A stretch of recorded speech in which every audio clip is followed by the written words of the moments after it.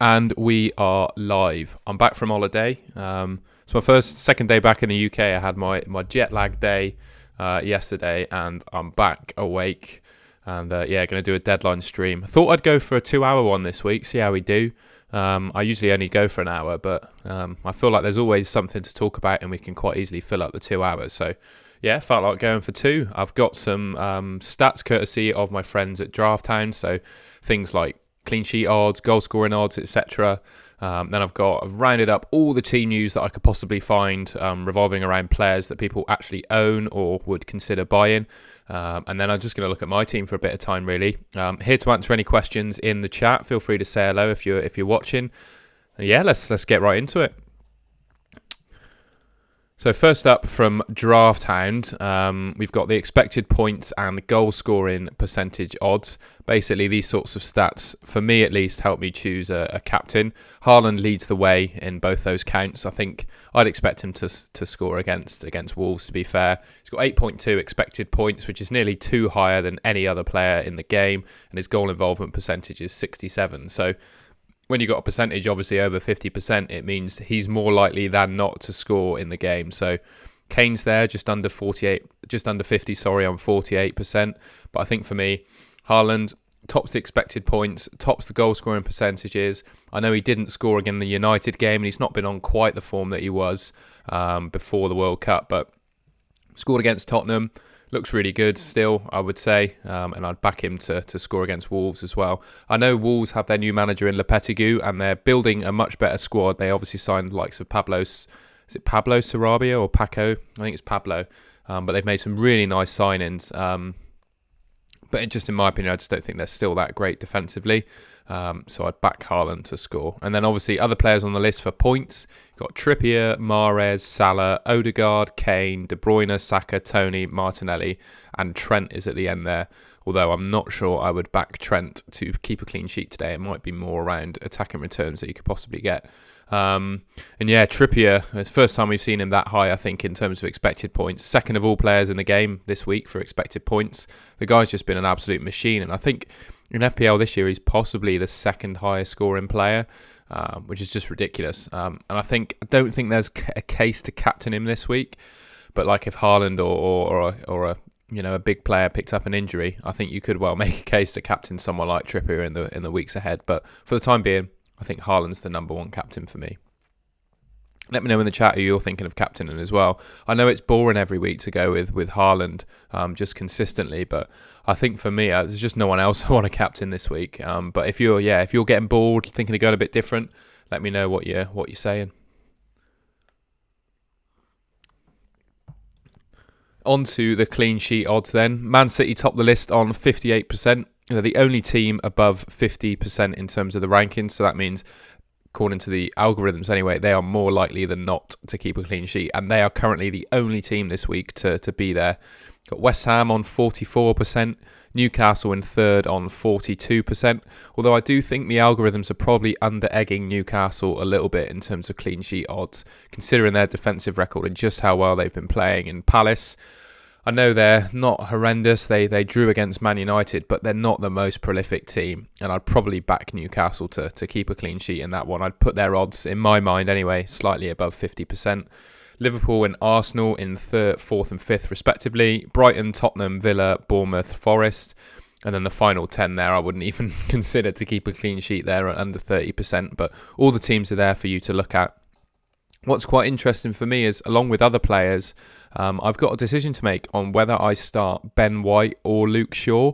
And just by looking at the clean sheet odds alone, it looks like Ben White leads the way. I've currently got Luke Shaw as my starting defender just because I back him a bit more to get some attacking returns. But yeah, don't know, it remains to be seen really. That's why I'm using this stream, because I'm gonna pick my team in this stream. But yeah, those are the clean sheet odds for you. And then I've done a little roundup of all the team news for each of the teams that I would say people either own players for or would be targeting. So first up, this one's a little bit of Man United and a little bit of Leeds, really. According to Ben Crellin last night, we've got approximately a 70% chance of Man United and Leeds having a fixture in Game Week 22, which would mean both teams double. So that's a really exciting prospect. I'm an owner of Anthony Martial at the moment, and he was absent from training on Thursday. And I think the manager didn't really give much away in his presser about the fitness of Martial. So I don't know if he's going to play at the weekend, just no idea. So yeah, it remains to be seen on Martial, but I think there's enough doubt about him now, especially with Weghorst in the team. He just seems to be too injury prone for me, and the pick at wildcard time didn't really go to plan. So I think regardless of whether he actually plays this weekend, I think there's enough doubt surrounding him, and I think he's injury prone enough that I can sell him this week. I really wanted to roll a transfer and set myself up for 22. But I think with Leeds and United being the fixture that could happen in 22, and it now, well, in Ben Crellin's view being like a 70% chance of happening, I think I'm going to sell Martial for Willie Gnotto from Leeds. So that's going to be my transfer this week, I think. Just in terms of other Man United news as well, I pulled up some news for Sancho. He's not really in the starting 11 at the moment. Well, not really in the squad at the moment, so I don't think he's an option in FPL. And then for Dalot as well, I can't imagine many people have bought him just because he's not been fit for the time that United have had the good fixtures. But there's nothing definitive on Dalot either. His situation remains the same as Martial, really, where we just don't know if he's going to play. So yeah, remains to be seen on Dalot as well. But that summarises the Man United news. City team news. I think they pretty much have a fully fit squad by the sounds of things. So the only real news I can do is plug FF Scout Luke Disable's Twitter account, who does a Man City prediction of the team every week. So he's gone for this team as his predicted 11. So Foden, Haaland and Mahrez, Gundogan, De Bruyne, Rodri and Lewis. Lewis likely to play right back, I would suggest, with Ake at left back, and then Laporte and Stones in defence, and obviously Ederson in goal. But there's no real key team news in terms of what he's given away in press conferences. Pep, I think the full squad is fit, and it's just a lottery, as it always is, as to who's going to play for City. And he also considers Cancelo and Walker as options to start ahead of Ake and Lewis too. Yeah, if he's unsure about the Man City lineup, I think it's pretty uncertain. And a lot of the videos that I've been making, I've suggested that the Man City defence is just an avoid, even though like John Stones is probably the outstanding defender, purely because he's going to play in the most games. But when's the last time you remember Man City keeping a clean sheet? Excuse me. I think they've probably kept 1 or 2 clean sheets in the last 9 or 10 games, something like that. So yeah, you don't know who's going to play for them, and they're not keeping clean sheets. So for me, Man City defence is a complete avoid, really. Hopefully De Bruyne plays against Wolves, because I've swapped him in for the double. Unfortunately, obviously didn't play in the Tottenham game. I was hoping Pep would be punished for that and De Bruyne would get some minutes, but unfortunately Man City came back in that game without actually having to bring De Bruyne on. And then obviously Haaland is going to be my captain this week. Those people who punted on Riyad Mahrez following his pretty incredible form after the World Cup have definitely been rewarded, and it looks like he's going to start again this week. But yeah, that rounds up what we're looking at for Man City. I'll probably do, as we go through the stream, I'll probably do a few rotations of this news, quite similar to how like BBC News and stuff do it, but just for new viewers that join or people that want to hop in and out of the stream, I'll just keep going through the rounds and repeating this news just so everyone knows what the score is with all the players. Chelsea up next. Their new signing, I don't actually know how to say it. Is it Mudryk? Something like that. Reece James and Chilwell were all in training. And yeah, there's a picture. Chilwell's just on the left of that video there. I couldn't pause it at the time to get both him and James in, but both Chilwell and James are back in training now for Chelsea. James has obviously absolutely trolled me, along with pretty much every other FPL player in that first game post the World Cup. I had him in my team, and then he got injured. Was it in the first half? He literally just came off. I can't remember if it was the first half, but yeah, got injured in the first game. But he's always tempting, isn't he, Reece James, when he's fit? Who knows? We probably might own him again when he's playing games, and then he gets injured again. And then one other injury that's probably noteworthy in the Chelsea team that I think he's not massively owned, but there'll be some interest in Raheem Sterling, I think. And it's looking like he's going to be back mid-February, if that's useful to anyone. I managed to pull up an article from the Liverpool Echo, which I think some Liverpool fans, it's a bit interesting as to how trustworthy they are as a source. But one thing to say that the Echo haven't reported, it's just a general piece of knowledge. Klopp confirmed that Darwin Núñez is available to feature against Chelsea, Whether that means he's going to actually start, I'm not entirely sure. Maybe it will be Gakpo and Salah with Darwin on the bench to come on and get some minutes. But it's good news that Darwin Núñez is back on the team for owners. If you haven't sold him already, I think you've gotten away with the fact it was only a short injury, and you can probably quite comfortably keep him in your team now. And I think Liverpool also have a chance of doubling in later game week. So yeah, if you're a Darwin Núñez owner now and they've got a double game week coming up, I think you'd be licking your lips at the prospect of that. Of other key injuries really for Liverpool, Van Dijk, not sure too many people will have him in their FPL teams, but it looks like he's going to be missing for over a month. Diogo Jota, I expect the return, well, Liverpool Echo at least expect the return to be in February, just coming back to full fitness basically after injuring himself in October. Luis Diaz, he unfortunately had an extra complication to his knee injury. I think that was while the World Cup was on, but yeah, injured himself in October and he's not expected back until March. And then Firmino, he's currently flagged in FPL. His expected return is in and around January. Not too sure if he's fit for Chelsea. Might be this week or the week after that he starts getting integrated back into the team. But yeah, positive news on Firmino there at least. And we're at a time at the moment really where there's not a lot of injuries in the Premier League. Certainly the injuries that do have occurred are concentrated on particular teams really. But I did have some news around Leicester, Bournemouth, Newcastle and Everton. Leicester news, Maddison doing very well and they're hoping that he'll be in the squad for this weekend, which is positive. Unfortunately, Dominic Solanke has picked up a knee injury, but it's not expected to be too bad. Don't have a time frame from the manager on that, but I would suggest it's probably a few weeks until Solanke gets back in the team. So I would suggest if you're a Solanke owner, a transfer to Willie Gnotto from Leeds would be a good shout. They're likely to double in 22 now, so yeah, I think that's a sensible transfer to be making, and the guy looks really, really good. Bruno G looks to be fit for Newcastle now. I was a bit when he got injured, I've been bigging up the Newcastle defence and the likes of Botman, etc. But after Bruno G got injured, I think he's so integral to Newcastle and really helps improve them defensively. So him being injured was quite a scary prospect for me as a Trippier owner at least. But he's recovered and is expected to be part of the Newcastle squad this weekend. If he's anywhere near fit, I'd expect him to play, which really boosts, I think, the clean sheet odds for Newcastle. And then I find for Everton, obviously Nathan Patterson's got his injury. No definitive timelines on when he's going to return. Just the fact that he's going to be sidelined for this weekend. And then a little bit of fixture news that I produced for a video in the week. So I put maybe a double for Man United and Leeds for 22. We 70% likelihood now have a double for Man United and Leeds, which is really nice. I think it makes options from both of those teams really attractive. The likes of Gnotto and Rodrigo, I would suggest from Leeds, and obviously, Shaw, other Man United defenders available. Fernandes, Rashford for Man United looking like really good options. Obviously in 23 we've got the double for City and Arsenal. There's going to be a blank in 25, and that's going to be the two fixtures from teams that play in the Carabao Cup final. I would suggest that Man United and Newcastle are the favourites to progress to the final. So it's likely Man United v Brentford and Newcastle and Brighton will be postponed for 25. But we will know more info for this before Game Week 22. And then we're expecting a couple of blanks in Game Week 28 and 32. More info to be, I would suggest, shown later on. And obviously Ben Crellin is the number one source of that. And we're also expecting a double in 29, 34 and 37. And I would suggest the most important news, even though we don't know which teams are going to do yet, Ben Crellin expects Brighton to get the most of those doubles. So once we pass through Game Week 25, it looks like Brighton are going to be some really exciting players to pick from.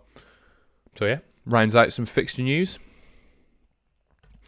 And then just a quick look at my team currently. Got Ward at the moment. I'm probably going to start Kepa in goal.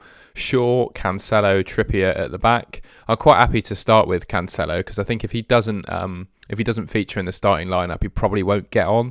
And I think with the high clean sheet odds that Man City have against Ben White, who I think will probably concede to United in my opinion, I think it was worth starting Cancelo. And then with Shaw, I know that Arsenal clean sheet odds are higher than United's, but I think Shaw looks really exciting going forward, and I'm going to go for him. De Bruyne, Martinelli, Saka, Rashford in midfield. Don't think there's anything really to say about those guys other than I think they're all solid options for this week. One thing I wouldn't say it was a mistake, but I had tripled up on Arsenal as soon as I played my wild card. You know, at the top of the league, looking really good. Their assets are really reasonably priced, and I didn't go with Odegaard. I stuck with Martinelli because I had him since the start, and he's grown too much in value really for me to sell him. And Saka was my second Arsenal player. I just don't have Odegaard, and he is the one that's leading the way in terms of like expected points and goals, etc. And I just don't own him, which is a bit of a shame. But I don't really think I can do much about that now. And I'm going to go into that double in 23 with White, Martinelli, and Saka. Martial, Mitrovic, Haaland up front. Happy with Mitrovic. Really unfortunate, I felt, with the double touch penalty that he had against Newcastle.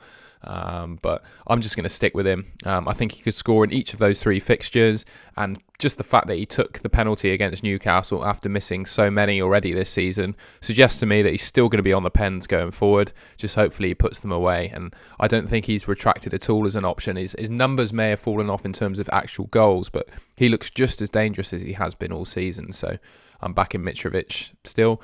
My one transfer this week I think is going to be used on Martial. Obviously, it's a good chance to roll in this week with potential doubles and blanks and unknowns coming up. But for me, I think I've got a bit of a fire to put out in Martial. And I'd rather transfer out Martial for someone than start either Andreas or White this week. So I'm thinking of doing Martial to Notto. And then when I make that move, I should have some budget freed up to maybe do Andreas Pereira to a player that doubles in 22. I could go for Rodrigo from Leeds, which could be an exciting transfer. But that's where we're sitting with my team at the moment. I'm going to leave that on the screen. Just have a look at the chat. Bronium Bronze, start Kepa or Ward. Yeah, similar to me, mate. I've currently got Ward in this 11 because he has a higher clean sheet odds than Kepa. And yeah, I think you're right with Darwin starting. It's a good chance of saves for Kepa. So yeah, I think I'm going to go for Kepa over Ward. But yeah, it's a close call on paper, isn't it? But I just think Chelsea are a better defence than Leicester. And to be honest, Brighton are probably a better team than Liverpool at the moment, aren't they? They absolutely smashed them at the weekend just gone. So yeah, I think it's probably Kepa over Ward is probably the way to go. Alexandros, mate, how you doing? I haven't spoken to you since you made your Movember donation to me. I just want to say I really appreciate that, mate. That was wonderful. And yeah, hope you're doing well, bud. Well, let me know how you're getting on for game week 21. Any team decisions you've still got to make, who your captain's going to be, etc. It's lovely to have you in the stream. I hope you like the new revamped graphics, by the way. I've been on holiday for the last 3 weeks, but I took my laptop with me because I was still keen to do a bit of YouTube-y stuff. So I made a few videos, and then while we just had some downtime, I just spent the time making some new graphics up. So I've got a nice little ticker now, like all the FPL pros, giving you a link to like the Golden Goal Discord, and I just made a mug design actually, as you can see here. I'm not going to plug it like a proper salesman or anything, but if you want to support the channel and buy yourself a branded Golden Goal mug to have your cup of teas in, you can do. There's a link for that in the description. And also, I made a sticker as well. So I think, well, mug's going to be a bit more expensive than a sticker, obviously. But if you wanted to buy yourself a nice cheap sticker and support the channel in some way, there's also a link to that. It's on the same site as the mug. So if you fancy having a look at any of those, drop a look in the description. Have I got anything else to show? I think that's probably about it for now. But yeah, that's everything I wanted to present. So if you're if you're watching the stream, feel free to say hello. Join in the chat. Ask me any questions you like. Go for it. So I'm just going to have a sip out of my Golden Goal branded mug.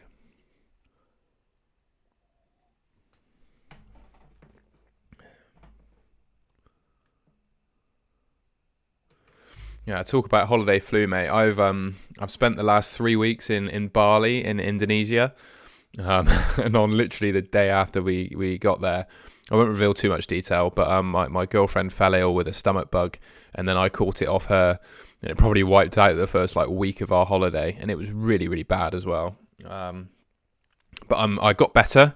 Spent the last couple of weeks feeling pretty much at 100%, and then just before I got my flight home, I started feeling the symptoms of it again. And I think I've now got the stomach bug again, which is wonderful. It's not playing up too much, but yeah, I think that's one of the downsides of going to an area like Asia. I'd never been to a country like that before, but you've got to be really careful with like the food and the tap water, because it's not, the tap water is not as clean as it is in the West. So yeah, I fell ill, unfortunately. Boo Boo, good to see you, mate. You got 2 free transfers, doesn't know where to go. Yeah, I can see why you're confused, mate. That's a really tasty team you've got there. Kepa, Botman, Trippier. So you've got tripled up on Newcastle already, so you can't bring in a Newcastle player.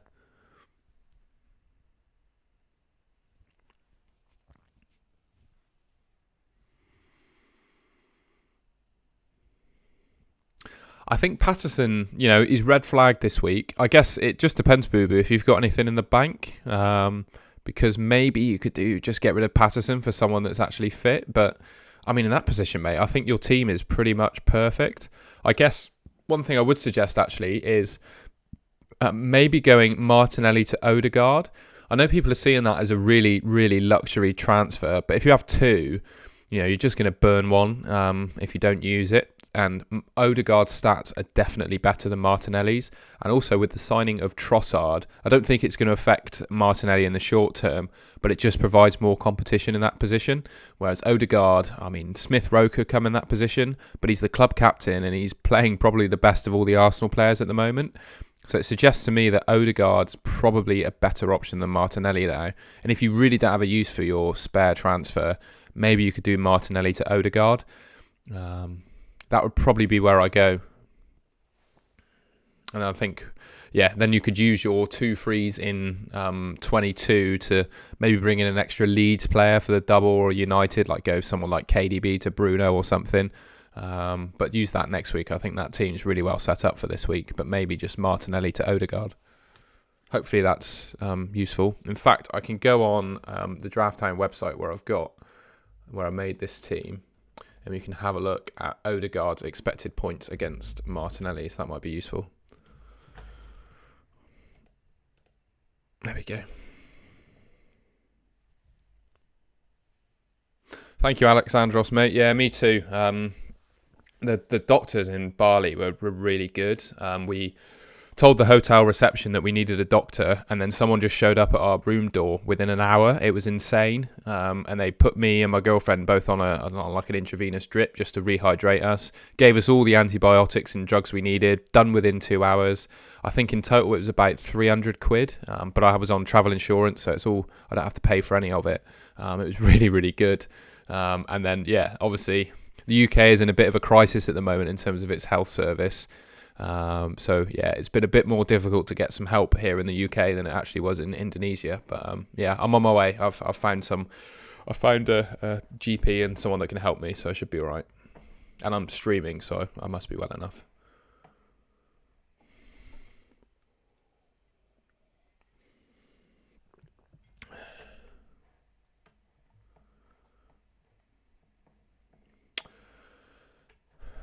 Right, I was going to do let's have a look. So we can do a player comparison between Martinelli and Odegaard. That's what you see. It was a while since I did this. I've got Pickford and Ward as my 2 comparisons at the moment. So there you go. Here's the expected points for Martinelli and Odegaard. Obviously, they're both the same price. Martinelli's leading the way in terms of ownership, but Odegaard is leading the way in in every fixture at the moment in terms of expected points. I don't know if they do a total, but I mean, over the next sort of 5 or 6 game weeks, I'd suggest that Odegaard is probably like plus 3 or 4 points on Martinelli. And I know if you don't have 2 free transfers in the bank and you're looking to make a transfer this week, I definitely wouldn't use it on this. But if you're in a luxurious position like the man Boo Boo is, I think Martinelli to Odegaard is the way to go. Yeah, Wing, I know, mate. I didn't have any tap water or anything like that. I was really careful with the food I ate. Only drank bottled water. I didn't ask, even the restaurants, didn't ask them to put ice in my drinks. But yeah, just just the way it is. I think I've never been to Asia before as well, so I think I was just super sensitive to the different bacteria and stuff, and yeah, just the way it went. But I still had a lovely time regardless, and I wouldn't want that to put people off going to that region of the world either, because yeah, in January at least, it's basically summertime over there for them, and it was absolutely glorious weather. So it may well be that as well, Commando Elite. We'll see. I'm definitely feeling better than I did yesterday, to be fair.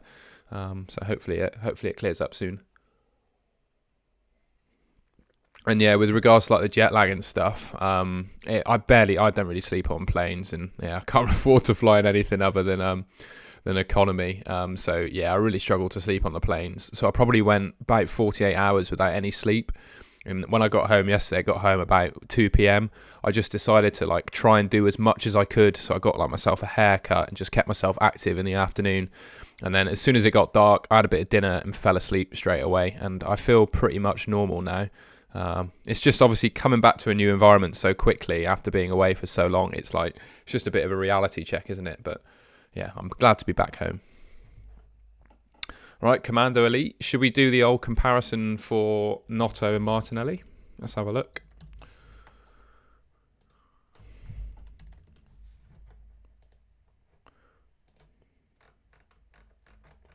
That's annoying. Why can't I find him in there?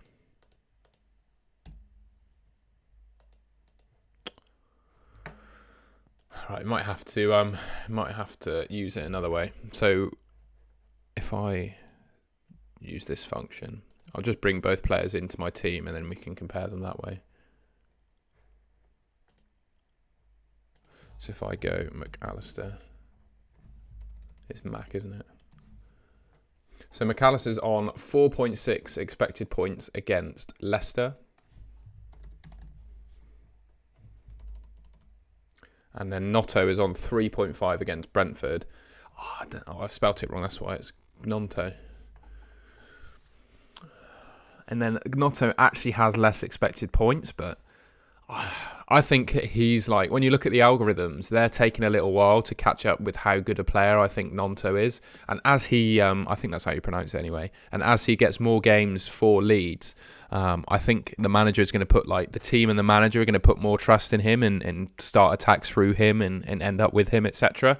I think as he was integrating in the team were relying on other players to do the business. But I really think he's stepped it up in the last few weeks, and he's playing a bigger and bigger role in that Leeds team. So I think the algorithm's probably underestimating Nonto a bit. And one thing I would say with McAllister as well is obviously he's got the penalties, but from open play he doesn't really offer too much. In my opinion anyway, and I think the stats will probably back that up as well. But obviously he has the free kicks and penalties that he can score from, but I just think from open play he doesn't offer that much. And then in terms of fixtures, I would say Brentford away from home and Leicester at home are probably about even defensively. I'd probably pick Nonto in my opinion. I'm certainly going to start Nonto in my team when I take him out for Martial. Starting Andreas over Martial and Shaw, is that a good order? In terms of expected points, Andreas leads the way from Shaw. So if you want to look at the expected points, as you can see in my team there, I think that's probably the right way to call it. But in my gut, I've got to play a back three anyway. So I have to start either Shaw or White, as you can see. I think Shaw's going to maybe outscore Ben White this week. I think it'd be close enough. But if I had the luxury of picking someone else in defence, I would probably start Andreas over Shaw. And Martial, he doesn't appear to be fit enough to play this weekend. He didn't train on Thursday. I'll show you the news, actually. I've got some Man United news here. We'll do another roundup of this now. We've got some viewers in. But yeah, essentially he was absent from training on Thursday, and the manager gave little to no info in his press conference. So a bit of hit or miss as to whether he's going to play. But I also think just the fact he's so injury prone, even if he does play, he's going to get limited minutes, probably only play like 45 minutes, if that. And Arsenal are obviously a really good team, so yeah. That's interesting. I'm a biased Man United supporter, so that might have gone into my Shaw thinking. The other thing I guess to suggest about Shaw is he's been playing the left centre-back position as well. Whether he's going to do that against Arsenal or they play Martinez there, I'm not too sure. But yeah, Shaw's been playing in centre back, hasn't he? To be fair, so I think if the prospect of Shaw playing at centre back versus Ben White at home, I think Ben White's probably best. But I'm banking on Shaw playing left back. Never know. At the end of the stream, I might bottle it and go for White over Shaw. Still got some time to decide.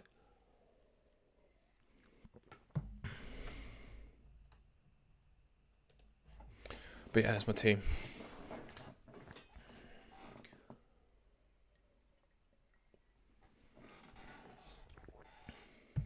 I'm just going to have a look at Nonto stats on FB Ref as well.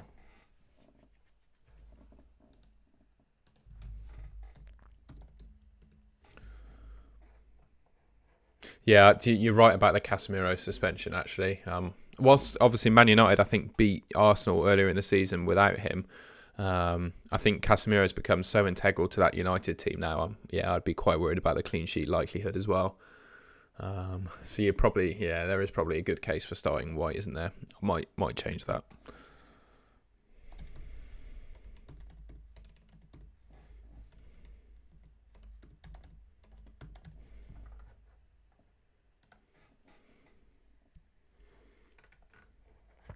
Right, let's have a look at this.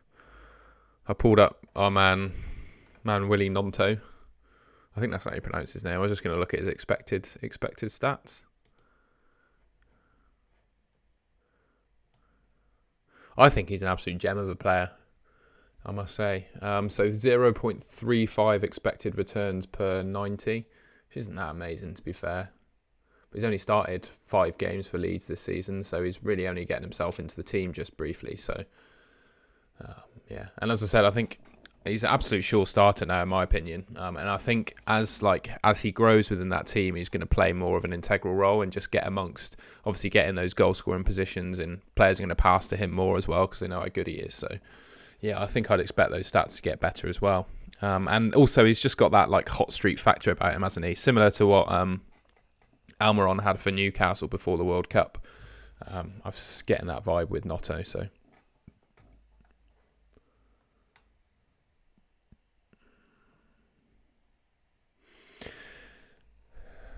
Right, I'm logging into FPL and I'm making the transfer. I'm going to do it. I'm going to bring in, I'm going to start White. I'll leave you on this screen a second while I just do my I'll log into FPL.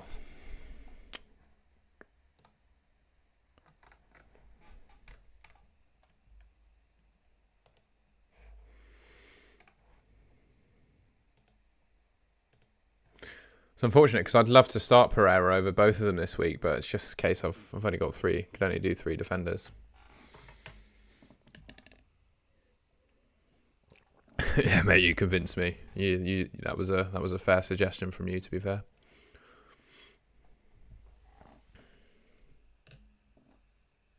That's all right, bud. Hopefully the latency is not too bad. It sounds like you just put your time in a bit behind. But yeah, let me know if it's really delayed. I don't think it is. I've put it on the minimal YouTube delay possible. But if you're experiencing a bit of delay, let me know.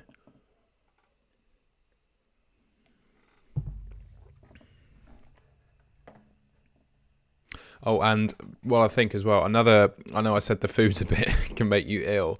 One thing about Bali as well is I guess most of that part of Asia. It's so cheap. So we were staying in some really nice places. It makes it sound like I'm a baller, but I'm not. It was £20 a night for a private villa. It's just once you get over there, it's an amazing cheap place, and some of the food as well, because it's influencer cities, like the smoothie bowls and stuff like that. It's incredible. One of the most entertaining things actually was doing the tourist and influencer watching. So when you go to all of the beaches, some of the girls on the beaches and stuff were just taking absolutely shameless Instagram posts, and it was so funny. I just couldn't help but laugh at some of their posing. But yeah, that was quite entertaining.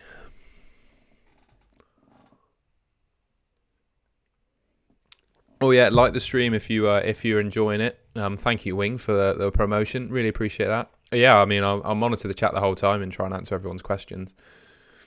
Absolutely. Start Ward or De Gea? That's really tough, actually. Should we do a little player comparison again?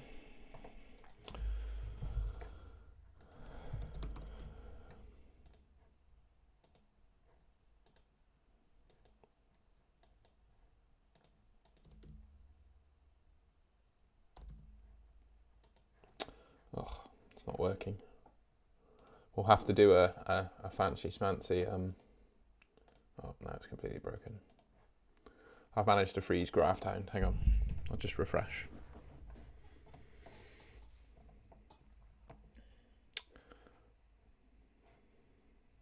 Right, so Ward's got 2.6 expected points this game week. And De Gea's 2.5. I mean, there's nothing between it. Yeah, I would definitely go for Kepa over Ward if I could choose between them, because I think the likelihood of saves for Kepa is high. I think someone mentioned further, it was probably Commando Elite, was it? I can't remember now. Someone mentioned that, well, Darwin Núñez is fit this week, so he's going to be taking like 20 shots at Kepa and not scoring any of them. So it suggests that Kepa's probably going to get saves bonus. And also, I think Liverpool are at the moment a bit not as good a team as Brighton are. I think Brighton look more threatening going forward, so I would back Kepa to probably keep a clean sheet more so than Ward, even though the odds suggest that Leicester's are higher. But in terms of Ward and De Gea, I think it's really close. And I don't think there's enough evidence for both players, like stats-wise, everything, to suggest there's a better pick. I really don't. Like, I think their clean sheet odds, I know that the stats will suggest otherwise. Let's have a quick look what they're saying. 20% for United, and where's Leicester? 22. I mean, they're pretty similar. I was going to say, my gut tells me the clean sheet odds are really similar as well. I mean, in terms of Drafthound's algorithms, Ward has 0.1 more expected points this game week and 2% more likely to get a clean sheet. So there's nothing in it really. I would suggest that you get a coin and flip it. Heads you go for De Gea, tails you go for Ward, and that's how you make your decision. It's so close, honestly. But yeah, let me know what your coin toss says anyway. Sometimes that is the best way to make a decision, unfortunately, because yeah, there's no analysis I think you can do that will help you pick one player or the other. And I guess the one thing you can say about Chelsea as well, this Badiashile bloke, I think they got him from Monaco. He really is the real deal. And I'm surprised another big team didn't get him earlier. And I really do think he will shore up their defence a bit. And you're right, they are getting better. And I think against a team like against Liverpool as well, they'll like step it up a gear in terms of like motivation and desire as well. All those like Roy Keane keywords. But yeah, I think Chelsea are probably better than Leicester. So that's another thing I need to do, actually. This team shows Ward in my goal, but I do actually have Kepa starting now. What I'll do is I'll quickly reset my Drafthound team, and then we can use that.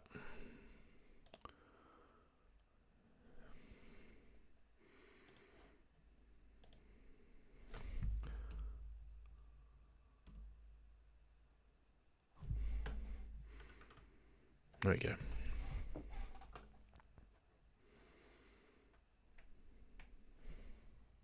I also prefer it, like graphics-wise, to FPL as well. It's just nice to have the predicted points for each player under their names. So as we've got some new players in, I'm going to do Sky News vibes and go through all the news again on repeat, because that's what they do. So first up, we've got Man United. I showed this a little bit earlier when someone asked about Martial. But according to Ben Crennan, it's looking 70% likely that United and Leeds are going to double in 22. Martial missed training on Thursday. Didn't really get an update in terms of the fitness on Dalot or Martial. There's nothing definitive on the two of them. I think it probably assume that they're not going to play, especially considering Wan-Bissaka's playing really well. So I don't think there's any reason for him to be dropped for United. And also with Weghorst signing for United, who appears to be 100% fit, I don't think he's going to risk Martial over Weghorst anymore. So I would suggest that probably Dalot and Martial aren't actually going to play this weekend. Man City news. Don't really have any injury updates because I don't think any of the squad are actually injured at the moment. And then my good friend FF Scout Luke has predicted the Man City team. He seems to be one of the best predictors in the game of the Man City team, and you can see what that is here. He's really unsure. Lots of tricky calls. I think there are, by the looks of it, 4 places that could go either way, but this is what he's seeing as his top 11. I do have a feeling that Cancelo's going to start, probably because I own him, but I just have a gut feel he's going to play in this game. But yeah, that's the Man City team news. Liverpool-wise, quite a lot to go through here, but this is just long comments about the status of each player, really. I've tried to just look at the ones that are quite popular in FPL. Obviously, said earlier, Nunez appears to be fit to play against Chelsea. Whether he'll start or not, I don't know, but looks quite good to at least feature in that game. Van Dijk looks to be out until February, same with Jota. Diaz obviously had that reoccurring knee injury and returns in March, and Firmino looks to be returning in January 2023.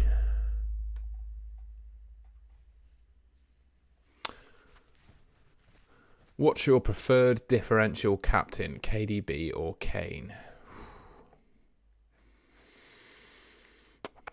Should we have a quick look at this?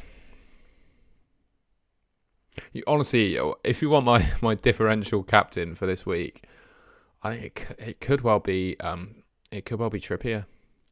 Just looking at those predicted points, in my head, Newcastle probably going to keep a clean sheet. Trippier is quite, he can get attacking returns as well, and he's been so consistent this season. I mean, if you look at his points compared to like a striker, he's basically just been putting away a goal a game in terms of points. And yeah, I think he's genuinely a captaincy option this week. So maybe I'd go Trippier. But if you want to go like the forward or midfield players, I'd probably back Kane. I think Fulham are really, they're not too bad defensively, but I just think Spurs will have too much for them, and Kane's been in ridiculous form, so I'd probably go Kane. And he's on the penalties as well, obviously, Kane, and he's going to play 90 minutes as well, which De Bruyne probably won't. Is it worth keeping Martial? No, mate. I'm in the same position. I'm going to sell him for Willy Gnonto this week. Start Willy Gnonto, and then you sell him for another player that doubles in 22. So I think that's a sensible transfer for me. And then Gnonto isn't injury prone or anything like that. And obviously you run the risk with Martial that even if he does play, in 22, he could well get injured in the first game. So yeah, I think I'm going to lose him. Downgrade to Gnonto, who doubles, and then I'm going to do the same. Upgrade maybe Andreas to Rodrigo, or I don't know, make a transfer to bring Bruno in. That's probably going to be my play. Rico Lewis or Cucurella? It's really tough, isn't it? So, well, as we said, the Man City prediction has Rico Lewis in the team. And I guess really with Rico Lewis, if he doesn't start, he's probably not going to feature. And just the fact that Wolves, the Man City clean sheet odds are the top, if you look at the clean sheet odds, they're way above anyone other teams. 58 to 18% for Chelsea. I think I'd start Rico Lewis, almost definitely.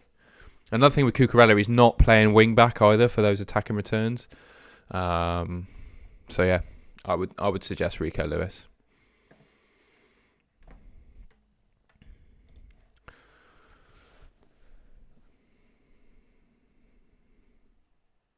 Oh, and Andy Martin, who seems to absolutely love and pull off a differential captain every time he does it on Twitter. I think he's FPL Tactician on Twitter. He has gone for KDB this week as well. So he's gone different and he went for KDB. I said Kane, didn't I? But yeah, I think it's Kane or KDB, isn't it? I don't think there's a whole lot between them, to be honest. But I'd probably favour Kane just for the penalties. But again, the arguments you can make for KDB are really strong as well.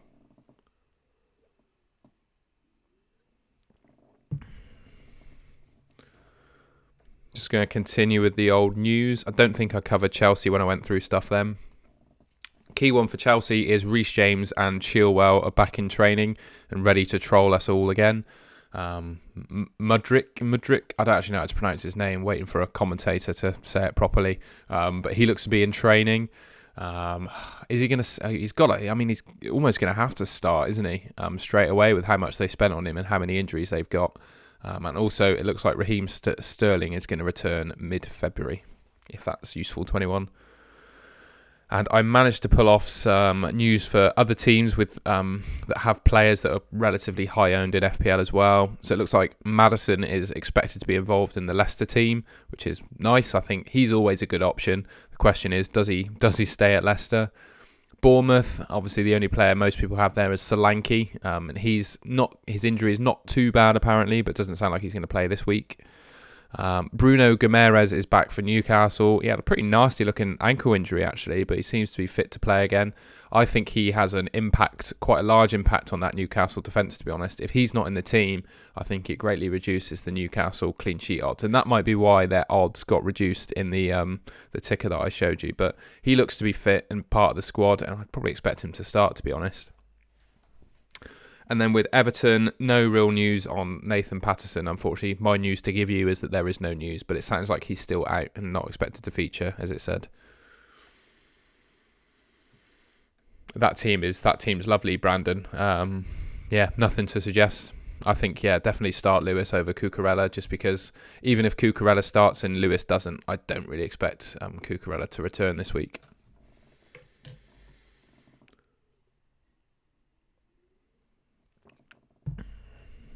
So yeah, a couple of people there. So thanks, Wing, saying to start Lewis as well.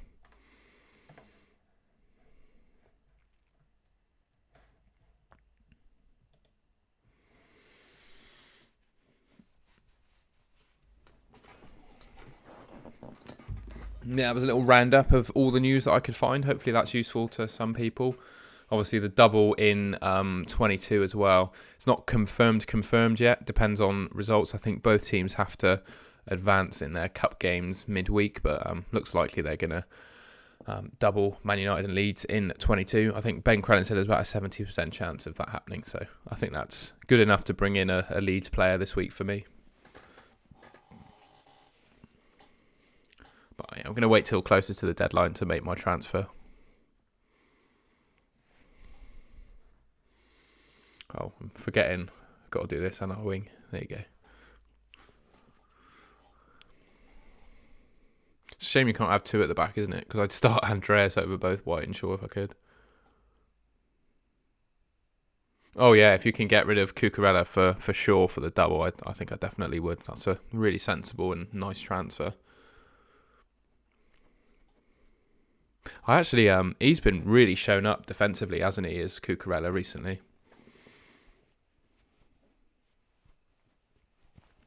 Wing, I will definitely be doing, well, not definitely, but if I were to downgrade Martial, I'd definitely bring in Nonto. And I think that's going to be my transfer this week. I know Ferguson looks really good as well, but I just think you can't ignore the fact that Leeds double next week. And if you bring in Nonto, you replace Martial pretty much like for like with another player that doubles. And Nonto obviously doesn't have the fitness worries, etc. And you're setting yourself up nicely for 22. And even if they don't double in 22, I think you'd still be happy to own Nonto as just a bench option. So yeah, I think he's a good option, is Nonto. He's nice and exciting, isn't he? He really ticks the box of that like differential, exciting FPL player. And he just looks really, really good. So all the Leeds fans are singing his praises and thinking they've bought the next like wonder kid. So I think he's a really good option. And yeah, I looked at his stats. Earlier. His expected returns not amazing. This is just on FBref, where you can Google any professional footballer on the planet basically and find out their expected goals and attacking returns per 90. That's where I get all the stats for my videos from. And he's not killing it in terms of expected goals, etc. per 90, but he has only started 5 games in the league this season, so he's obviously coming into his own as the weeks go on. So I wouldn't really pay too much attention to those stats. I think he's more than a 0.35 expected returns per 90 player. Oh, thank you, K7. I appreciate that, mate. Glad you're enjoying it. And yeah, I'm going to plug a couple of things if I may. As you can see, I've got a new little advertising ticker below me that does it for me. But yeah, if you're enjoying the stream, please like and subscribe to the Golden Goal channel. I've set up a Discord in the last couple of weeks with an FPL, Sky and fan team group chat for the 3 fantasy football games that I play. And yeah, anyone that's subscribed to the channel can just join the Discord for free. and take part in the chats on the Discord. Got some really good fantasy football players in there already, and it's just nice to chat with like-minded people. And also, I'm not much of a salesman. I don't want to ask people to spend money, but while I was away, I designed a Golden Goal branded mug to drink my tea out of, which I thought was quite cool. You can buy one of those on Spreadshirt. I'll put a link in the description. And if they're a little bit expensive for you, I also made a little sticker that I think is just a couple of quid. And if you want to support the channel, get yourself a sticker with our logo on it. You're more than welcome to. But absolutely won't be offended if you don't want to buy anything from me. That's absolutely fine.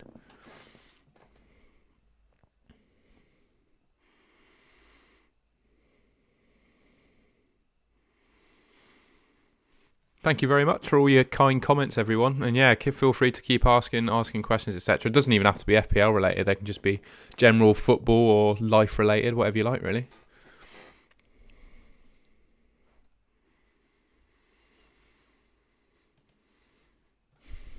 I was just going to see what rank Trippier was in terms of all players for points. He's got 133 points. Odegaard on 112. Yeah, so he's, pretty much joint with Kane on points as the second highest scoring player in the game. So yeah, when you're talking about captaincy options this week and you're going differential, I think Trippier is a decent option. I really do. His returns are just absolutely amazing, aren't they? They're 14 to 20, not blanked at all, 3 double-digit returns, 8, 8, 9, 7 in the other 3. I think he looks really good. How's his assist looking as well? Yeah, odd assist here and there, as you can see. I just think he's a really good option. And as well with the Palace game, you could see that as a 3 bonus clean sheet game. He's the 3 bonus sort of player, isn't he?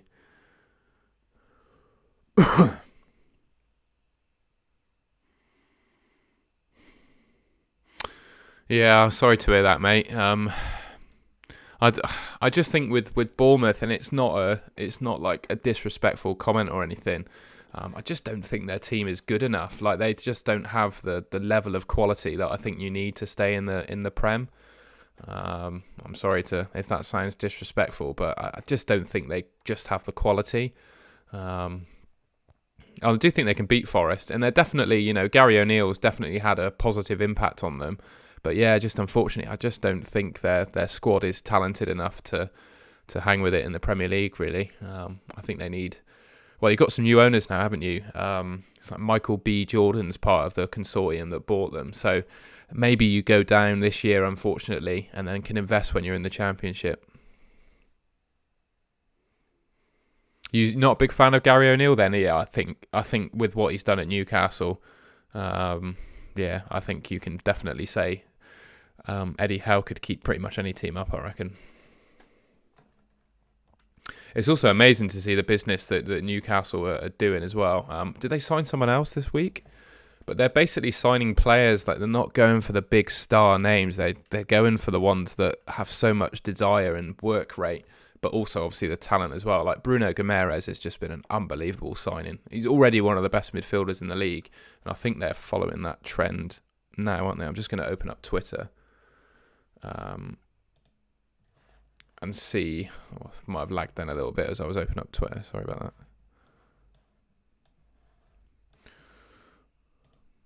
I'm just going to see who they signed. I think they went for someone, didn't they?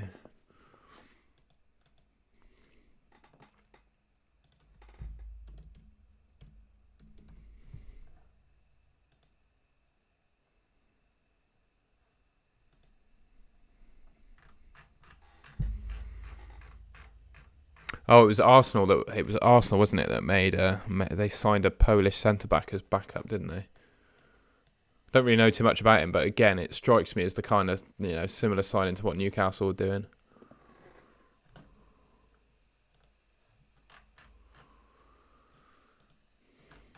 How have Bournemouth done recently?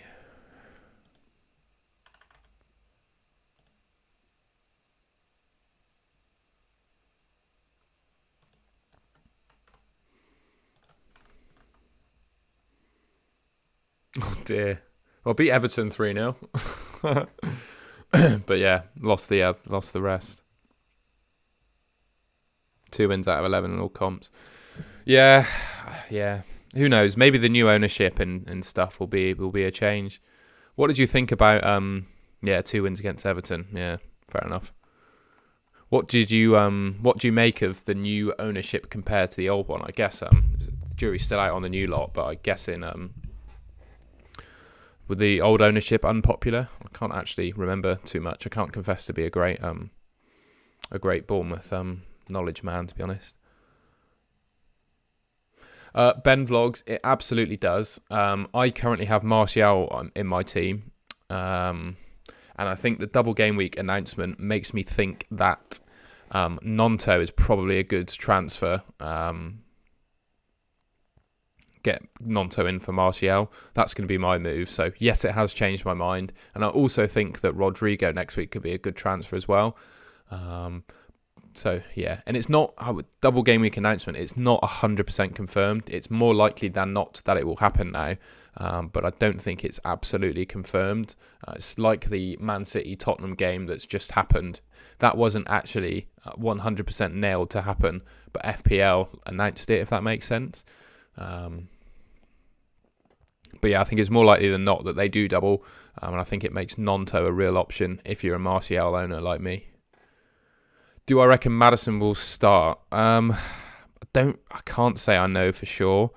Obviously, the news that we do have from Brendan Rodgers is that they're hoping that he will be involved in the squad. So that suggests that he's probably going to be on the bench and get some minutes. KDB to Odegaard, definitely not this week. The expected points are actually higher for Odegaard than KDB, but I think KDB's got a more likelihood of scoring for this week. But maybe next week, 22, when Man City play Tottenham again and Odegaard has Everton, that might be a better time to make that move, but it feels a bit luxurious this week. I know that's fair to be concerned about the minutes, but I think with the form that Nonto is in, I think the minutes will be fine. As same for Rodrigo, really. I think Bamford is the one that has something to prove for Leeds. I really do. I don't think he hasn't really been on it for over a season now since he had that first big injury. He's just not looked very good. So yeah.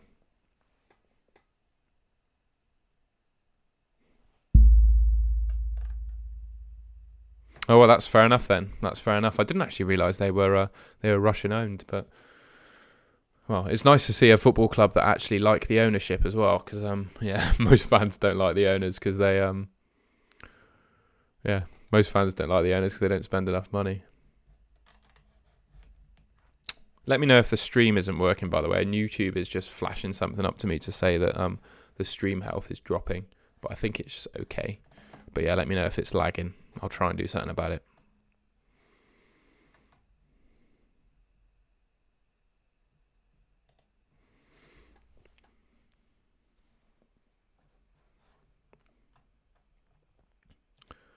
Bear with, I'm just going to go on this screen to see if I can fix my stream.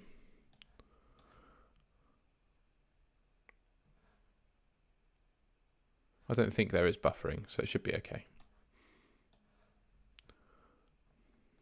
It's very distracting from YouTube there. They put a massive yellow bar right on top of my little preview of the stream to tell me it's lagging, but the stream that I'm watching is not lagging, so I think it should be okay.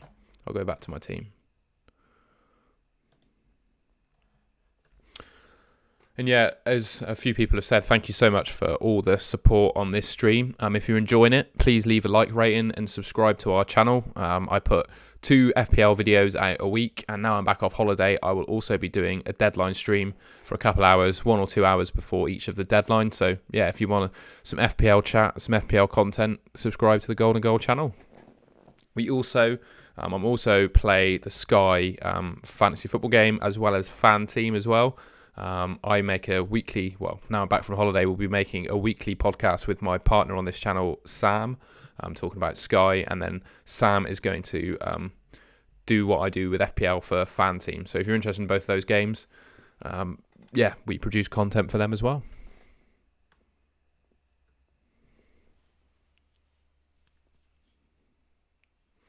That's interesting to hear, and I don't want to stereotype American ownership, But who are the big American-owned teams in the Prem at the moment? The two I can think of, obviously Chelsea and United. Obviously Chelsea, their owners have invested massively, but it doesn't seem they've done so very cleverly.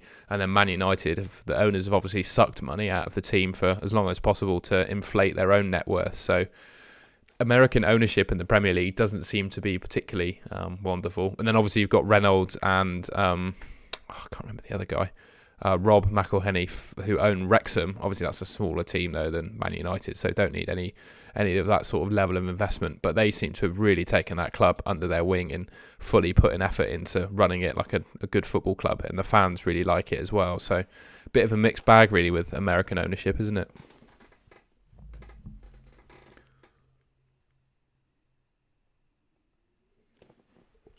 And yeah, I would absolutely say for Bournemouth to stay up under Gary O'Neill, they definitely need to sign some players.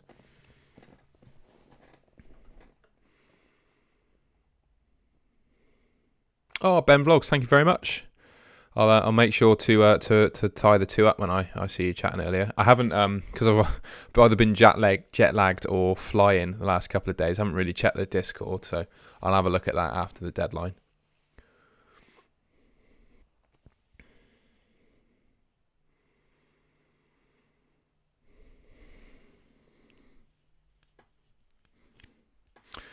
Yeah, I'd probably say the same, really, Ben. Probably not the move, and if you can, it's probably best rolling so you can make a transfer for 22 and then really set your team up for the double in 23. I don't mind KDB to Bruno for the 22 and then like reversing it. The one thing I would say with Bruno is his role in I see his role in Man United being dependent on the opposition. When they, obviously FSG for Newcastle as well, of course. I see his role being dependent on the opposition. So when they play a weaker team, he plays like in the midfield three as more of a centre mid. But when they play the stronger teams, he plays in the front line as he did against Man City. What's the potential double in 23 is going to be? What's it going to be?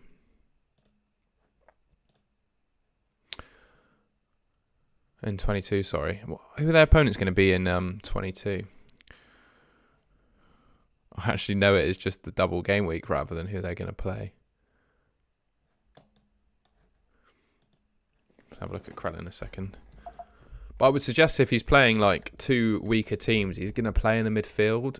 And is that likely to yield attacking returns? I'm not too sure. Because other than like recently, his attacking stats have not been anywhere near where he was or anything like the value that he actually is in FPL to buy him. So that's just an observation from me as someone who watches the Man United games. And I don't know. Liverpool fans don't seem to be too complimentary of their owners as well. Even though obviously they've had some great success recently, I think they're not too happy with their ownership. I was looking at what the potential opponents for Man United could be.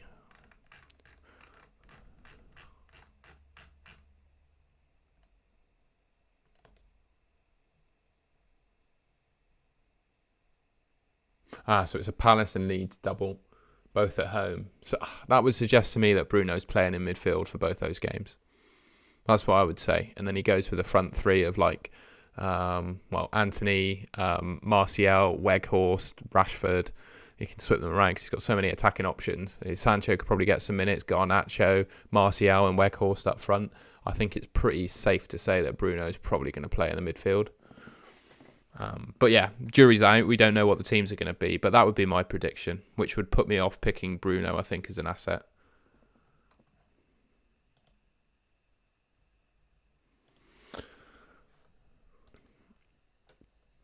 Who would you rather own from United aside from Shaw and Rashford?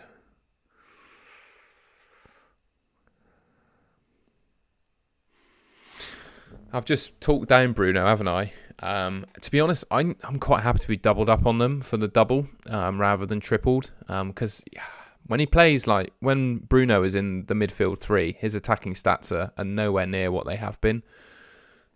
Obviously, he's been in good form in the last couple of games, but that's because he's played in a more advanced position. And obviously the goal he scored against Man City should have been ruled out as well. So yeah, that's just my opinion anyway. Thank you, Jakku, mate. And thank you, Wing. Yeah, please ask away, interact. Don't have to be FPL related. I'm into all sorts of different sport. Any questions, most welcome. Just ask away.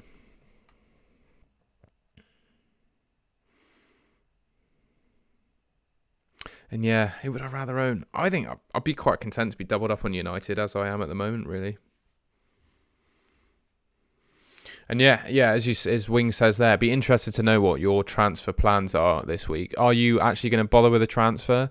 I think I've got a bit of a fire in Martial to put out, so I think I'll be using one. But are you in a position where you want to use one, or are you rolling this week and getting ready for the doubles coming up? Let me know.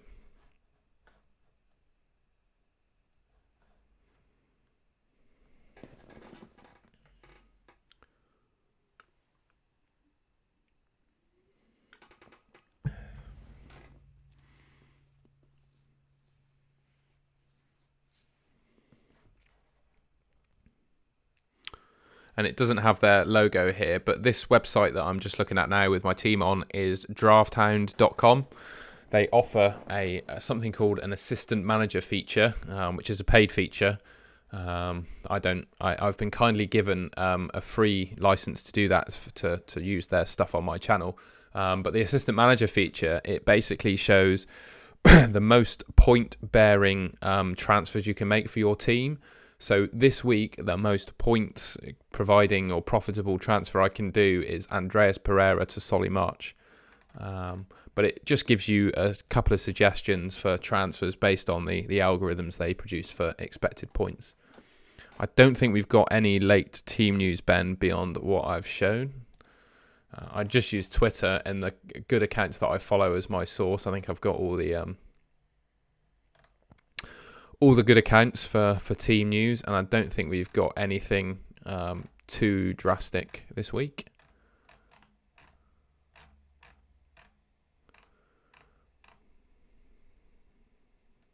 Planet FPL James has got a really nice team there. He started Ward over De Gea by the looks of it.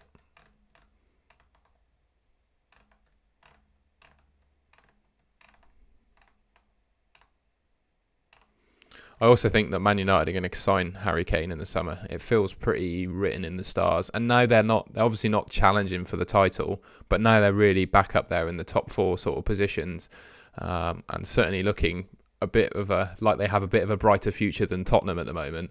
I wouldn't be surprised to see Kane go into United. I think it just adds up. You know, he probably wants to stay in the Prem to get the goal scoring record. So yeah. I can't, because I have an account in the paid version, mate. I don't actually know what the free screen looks like, but I'm pretty sure you can see all the goal scoring odds and predicted points. Yeah, you've got to use your FPL ID. If you put your FPL ID in Drafthound, it will pull up your team for you. I think you don't get to see the suggested transfers, and you probably see one game week's worth of expected points. But again, I think that's still useful to allow you to check on the best players to start in your team, etc. But yeah, I've got to be honest, I can't actually remember what you get in the free version. But I also think it looks a bit more, when you change your team around in Drafthound, it doesn't confirm transfers in FPL, of course. But I think it's just a more attractive view of looking at your team than FPL, and you get to see all the predicted points, which I think is a really useful thing to look at.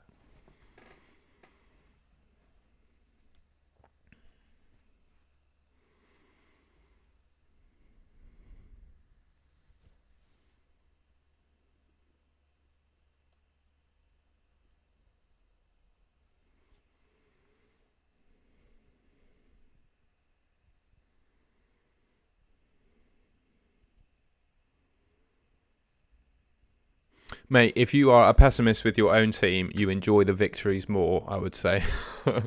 That's my tactic anyway. Thank you, Alexandros, mate. Lovely to have you in the stream. And yeah, have a good weekend, bud. Hope FPL and all the fantasy football goes well. Oh, he's probably talking to Wing about pessimistic, but I'm also pessimistic.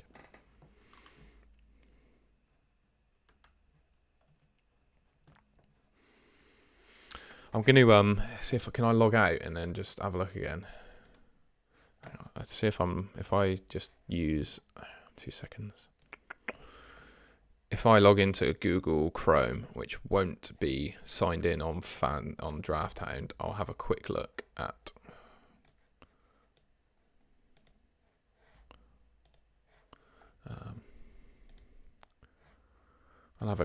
what the screen looks like. So I'm juggling loads of windows on my Mac here, so bear with.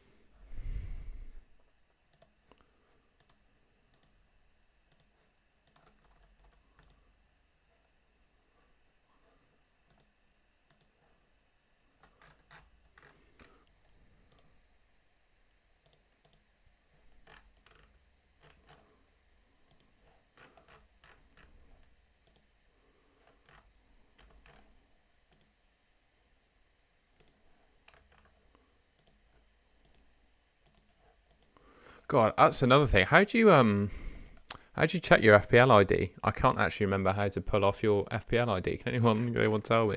Sorry, that's a very newbie question, but I can't actually remember how to do it. So if you do that, I'll pull up the free version of Fan Team because I'm not signed in on the Chrome browser, so I can quickly pull that up. But I just can't remember how to do it. Oops. Go on the points tab. Thank you, mate. Oh, hey.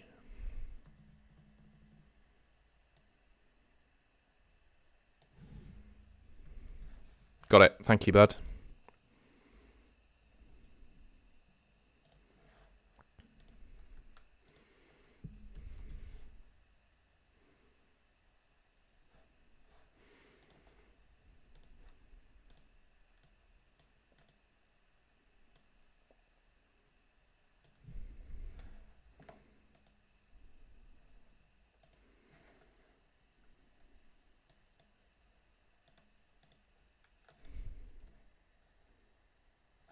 You can also search for your team name in FPL. So I'll do that now actually. You can see that. So you don't actually have to type in your FPL ID. I didn't notice that. But yeah, look, you can search by your team name. So mine's always Custard Cream FC because that's my favourite biscuit. And we'll show you all the teams called your team name. Obviously, if it isn't unique enough, you're going to have loads. But there's only about 10 Custard Cream FCs. So here's mine. I've already got an account, so I can't do that. But yeah, as a free player, I think you get to see, expected points for the game week. They're all available. And some other useful stats as well are all available. And I will be tweeting them out on the Golden Goal account, which you can follow. Golden Goal FF on Twitter. I'll tweet out on a weekly basis the top players according to Fan Team for expected points.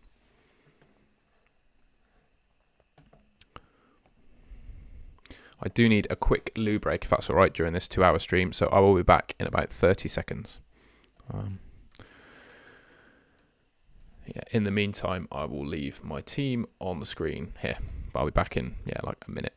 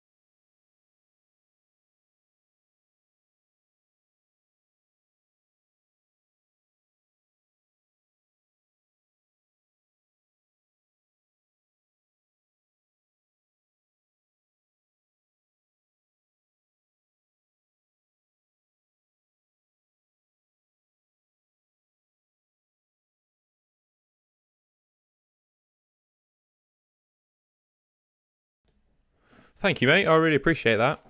We tried to absolutely max it during the World Cup as well, so did a few streams on the Sky and Fan Team World Cup games. Obviously, the official one was a bit crap, so we didn't play that.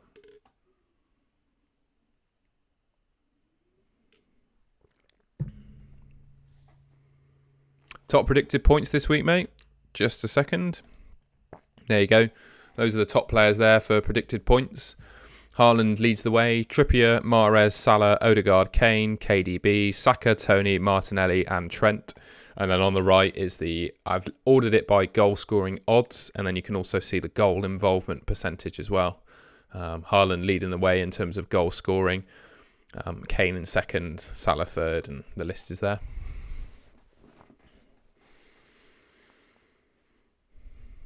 Another thing I'm really excited now I'm back in the UK is to actually watch football again, because the games in Indonesia, like the evening kickoffs are at like 4 a.m.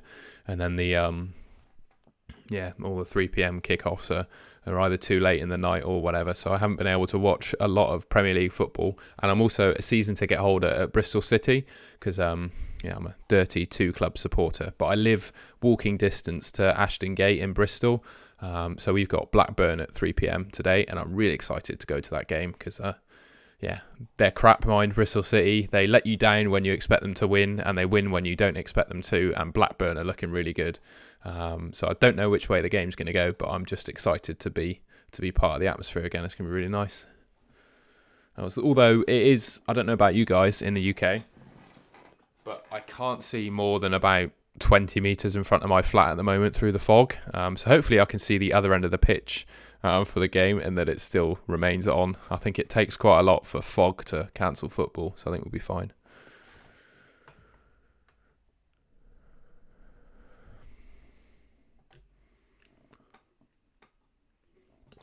Definitely can wing, mate.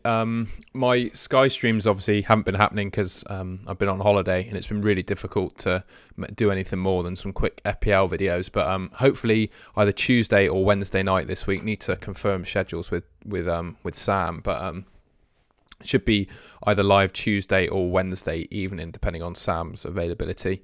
You're in a very similar. You're actually doing a little bit better than me, wing. I can show you my Sky team, actually. Why not? I'll quickly flash it up. I've still got Cancelo in it. I don't know about you, mate, but I just haven't gotten round to selling him, and I still have Cancelo in my team. Maybe that's why I'm not doing so well.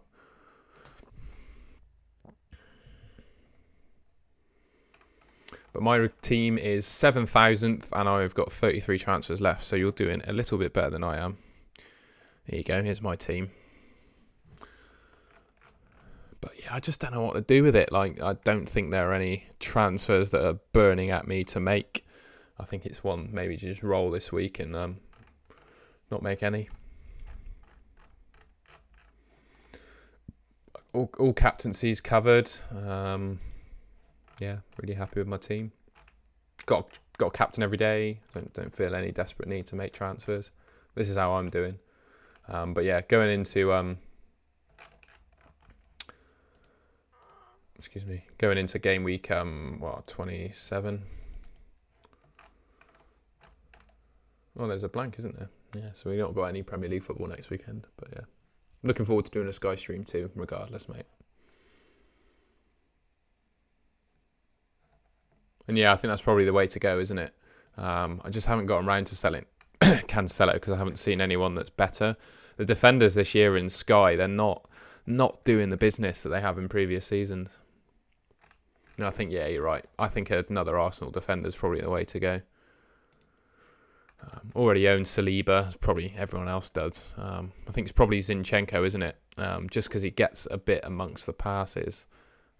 Or Gabriel, is he making passing bonus as well? Less so. Looks like Zinchenko is. I think it's got to be Cancelo to Zinchenko, most likely, hasn't it? That would probably be my move.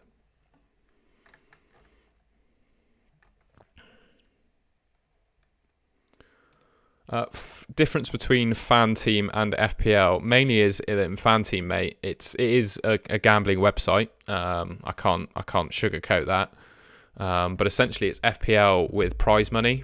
I'll open up a new window and log in so you can see it, mate. 2 seconds.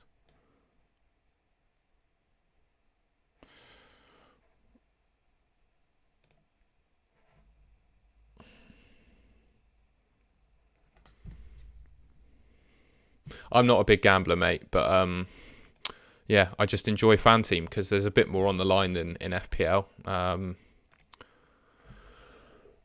It doesn't cost that much to enter either. But unfortunately, the game obviously is live now because it started at the beginning of the season. And last weekend, they started a second half of the season game. So I think you're a bit late to the party now to... well, there's my email there. I'll just go on another screen so you don't see my password. There you go. But basically, it's just FPL, but with money on the line. No really way to sugarcoat it. There's a couple of differences in the way that you score points as well. You can score up to 3 points for the number of minutes that your player plays. So if your player starts the game, they get 1 point. If they play 45 minutes, they get 2 points. And if they play 90, you get 3. So that's more than 2 points you get in FPL for playing. So players like Ward-Prowse, who plays 90 minutes every game, is a really nice asset to have in Fan Team. You also get points, half a point for a shot on target and half a point for a save. Whereas in FPL, the saves points, you get 1 for 3 saves and 1 for 6 saves, I think. And then there's no, that's the upper limit. Whereas in Fan Team, you get unlimited. You can get unlimited points for saves. Basically, you get 0.5 points per save. Yeah, so I think the bonus point system is actually better than FPL because it's not based on bonus points. And then in terms of my ranks in that, the second half season game, I'm 4,000th. Nothing to light the world up. But yeah, the top point scorers are all similar, mate. Yeah, you get the same number of points for goals and assists and clean sheets, etc. It's just slightly different bonus system. So yeah, the players that work in FPL also work in Fan Team with an added bonus of minutes, scoring you different numbers of points. And yeah, same for me, mate. You can see I haven't got March in my second half game, and that really punished me. Whereas in the full season game, I'm 71st overall at the moment, netting about 70 quid, which isn't too bad. I'll just show you what this team looks like. I think I'm pretty well set up for this week, but I do need to play Nonto. I bought Nonto a couple of weeks ago to make way to allow me to do upgrades in other positions. And now I'm going to do that. I'm also probably... Do I want to sell Andreas Pereira?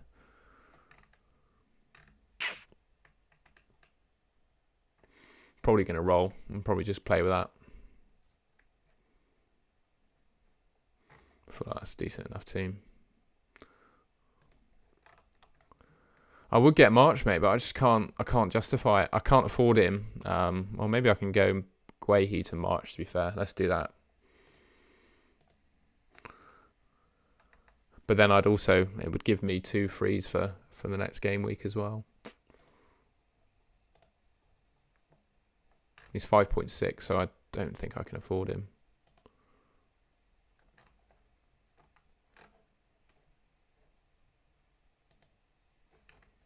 No, I can't quite get to March, I'm afraid. So I think I'm just going to roll this week.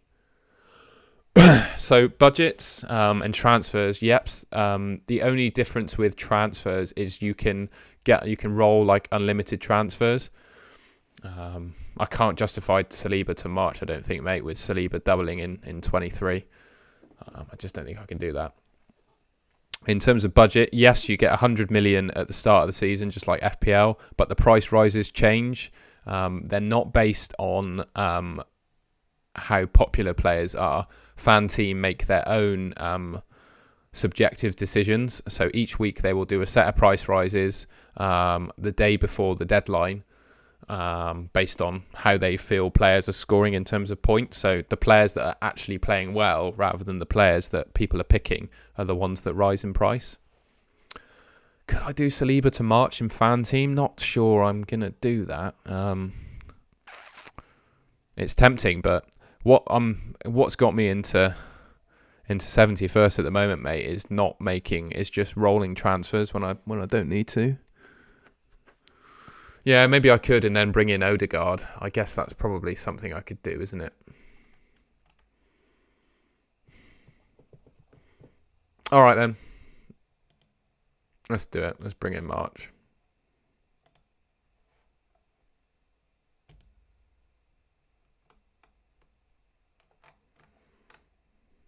I've got to put Guehi back in, haven't I?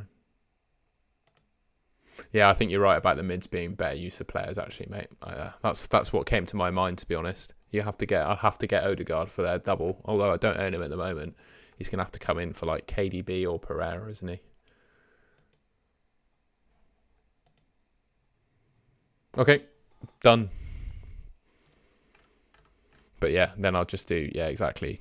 I could do Rashford to Odegaard, or bring in Nketiah or something like that. I think that's the way to go.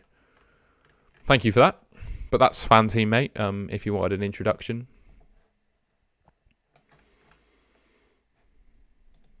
It's just FPL with a different edge. Very similar. Obviously, if you do all the research for FPL, it directly applies to Fan Team. So it's not like you need to change your research and stuff, but you do need to just have a think about how the rules differ.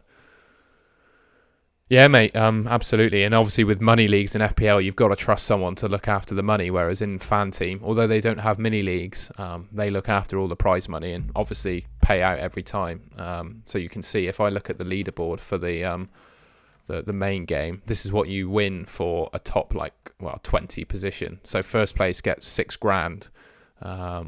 And there you can see the winnings there, and there are 3,490. The top 3,497 players get some prize money, which is really nice. And the way I played it, because I'm not a big gambler, is they do giveaways for free entries to things. And before the tournament they ran for Euro 2020, they gave me a free entry to the game, and I won about 50 quid. I just picked the template players, basically, the likes of Memphis Depay, I think it was back then. And I won like 50 quid. And since then, I've just reinvested that in Fan Team, because it was basically free money. And I've just run my account for free, because I'm not a big gambler. But obviously, I'm not going to promote gambling on and say it's a good thing. But you can put as much money into it as you like.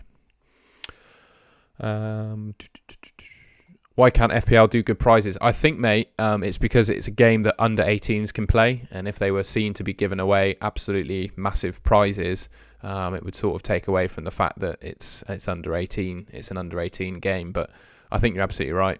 They do terrible prizes. And yeah, having like a bit of money on the line is totally worth it. And it was I think their half season game was £5 to enter, and their full season maybe 20 quid.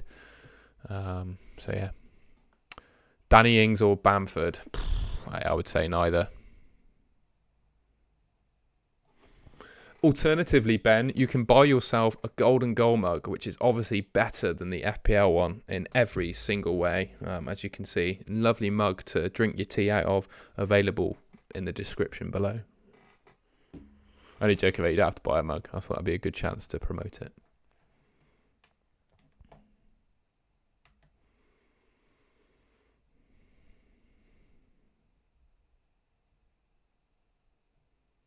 And yeah, one thing I would say with Fan Team as well is that you can do multiple entries as well.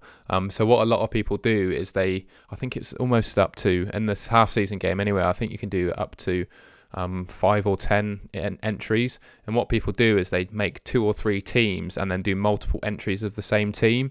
And what usually happens is towards the end of the season, quite a lot of the teams become dead. So for me, I think to finish in the half-season game out of the money, you really just have to leave your team alone and not manage it. I think if you actively manage your team in Fan Team, you usually come away with a bit of money.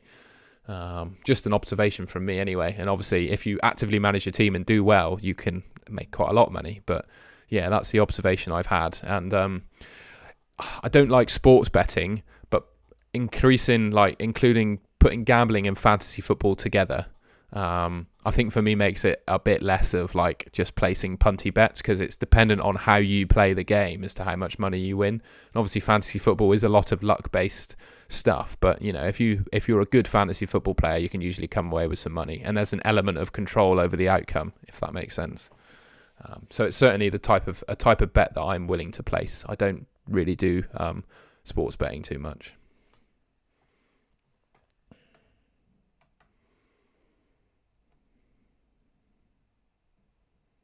Yeah, I did. I've had two cups of tea. So yeah, sorry, I had to go to the loo because I've been drinking tea.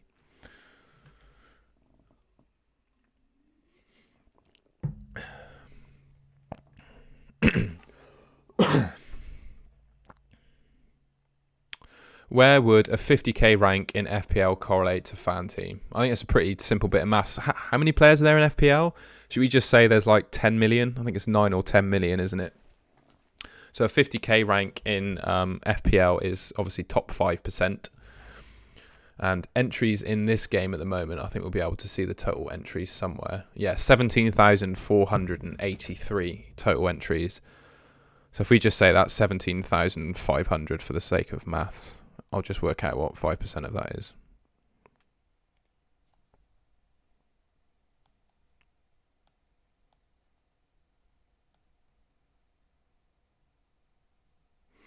So yeah, top 5% finish in this would be 874 rank or above. So it was top 0.5%. Sorry, my bad.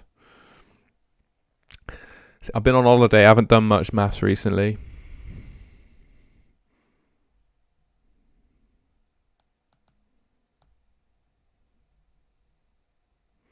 So yeah, 87 or above would be equivalent to a 50k rank. So yeah.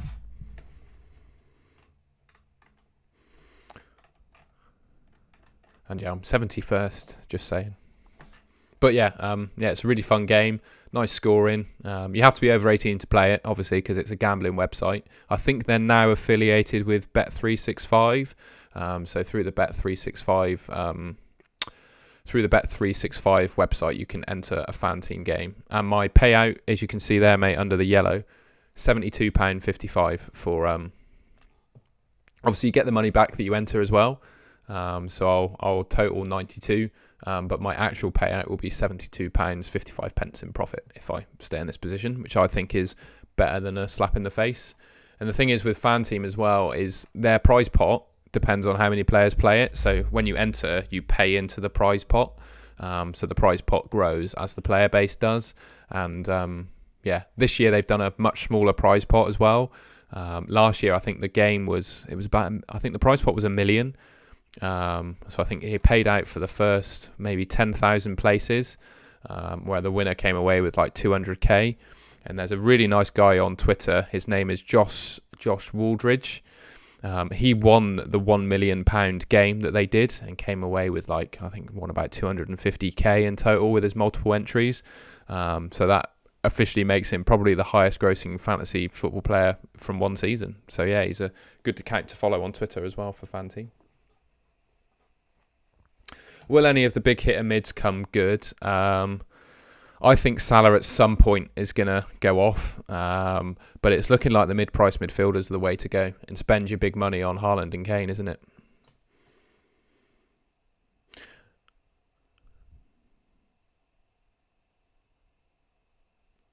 Bench 3.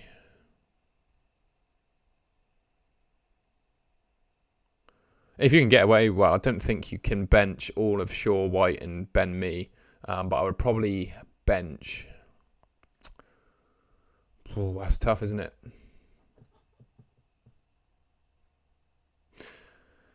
I think I'd go Shaw, Mee and White if you can, but I'm not sure you can bench 3 defenders. So, but I would definitely bench Shaw and Mee. And then out of the others, probably Rodrigo. So I'd bench Shaw, Mee and Rodrigo. Yeah, I'd say that. Cancelo's not performing, no, but unfortunately I just can't make a case to sell him. Every week I have a more important transfer to make. And for me this week it's getting rid of Martial because I'd back Cancelo to start, I've got to say. And if he doesn't play, I don't see him playing. And then, last year there was a guy, his team name was Piggybank. He had multiple entries, and I can't remember if he actually won the game or he just finished in all the top positions, but he probably made like over £100,000 last season as well. So, that's the kind of the game, the kind of riches that fan team can bring you.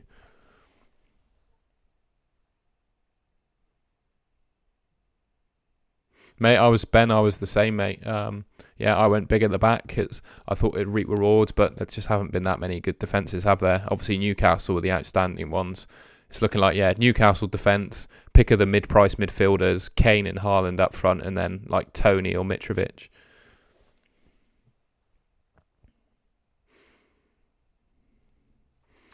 Yeah, I don't know what to say really about Cancelo. I think he might play against Wolves is my only thing, and I just keep having bigger fish to fry. It's really annoying. Mate, Tony, he's absolutely done us in, hasn't he? I was expecting him to get his ban like a couple of weeks after the World Cup, but the process seems to be dragging and dragging. And it looks, well, he's obviously just an amazing player.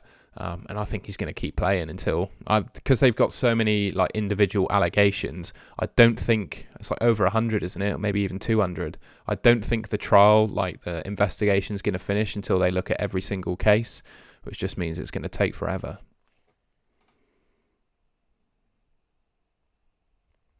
I think KDB plays, yeah, I do. He didn't play a single minute against Tottenham, did he? So I think he's going to play against Wolves. Yeah, multiple entries for that season game would have made a difference. Yeah, they just need to cap it, I think. And more than 5 is a bit ridiculous, but 5 max, I think the spirit of the game stays alive, and it's not too many. It's not too many multiple entries.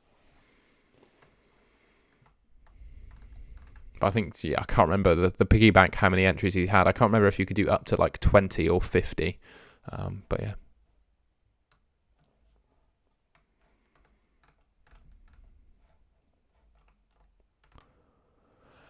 You want my honest opinion on Man City? I think Haaland is the problem with them defensively. I really do. I just think the false 9-4-3-3 that they played before he signed were much more. They did much more off the ball, and I think that's really impacted their defence. Up to 100 teams, yeah, there you go. But yeah, I think Haaland, obviously he's blown the league away in terms of goals, and you can't deny how good he's been. But Man City was so good before they bought him, and I think he has sort of disrupted their system. But yeah, for me, yeah, I'm not going near Man City defence other than keeping Cancelo at the moment. I don't think there's one, maybe Stones, that's nailed, and I also don't see them keeping that many clean sheets. I think they'll probably get one against Wolves, just because of the quality of that opposition, but don't think they get one against Tottenham again. And yeah, I just don't see them keeping many. So if I had the choice to buy one or go elsewhere, I think I'd just buy a Newcastle defender and spend the money elsewhere. I need to probably lock in my my Martial to Nonto transfer in a second, so I'm just going to do that now.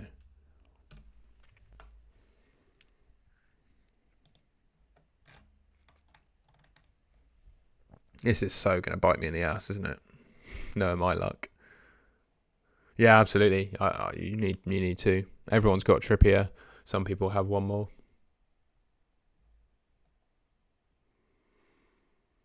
Obviously, my alternative is I could go for Botman, buy Botman for Patterson.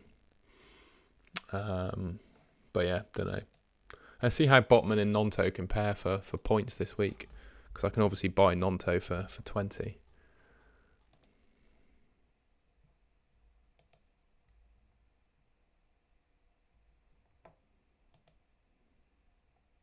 I would have said Botman for that, but I think he's risen now. I'll have a quick look when I've done my comparison. So we wanted to do Botman against Nonto, didn't we?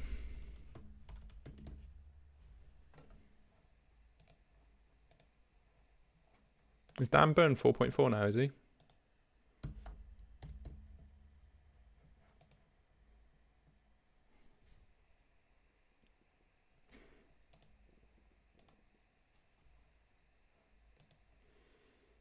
Oh, it's frozen again. I didn't realise Burn was 4.4 million.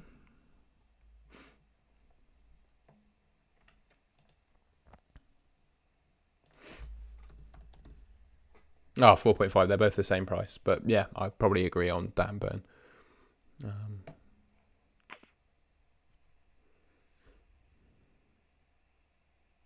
It's interesting, yeah. I guess my transfer decision this week is Patterson to Dan Burn or Martial to Nonto.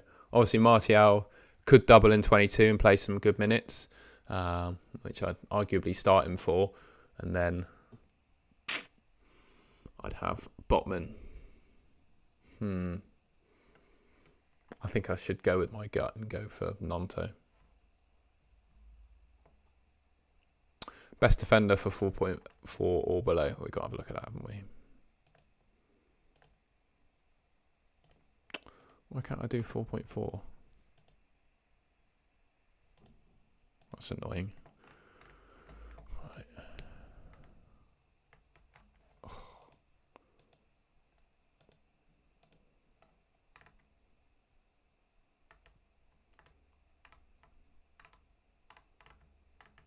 Oh, I'd go. I'd probably say Wan-Bissaka at the moment, given that Dalot is a doubt and he's playing really well.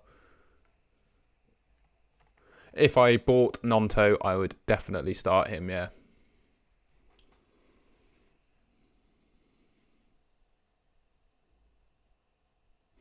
What do you reckon I should do then, Ben? Should I go Patterson to Burn and start Burn, or Martial to Nonto and start Nonto? So I think I'd always go with a back three of White, Cancelo and Trippier, whatever happened. So I'd either add Botman to that and bench Martial, or add Nonto for Martial and bench Patterson. Just a bit, I don't know. It's definitely 3 at the back week. I like Nonto. He's just an exciting pick, isn't he? And he's likely to double next week.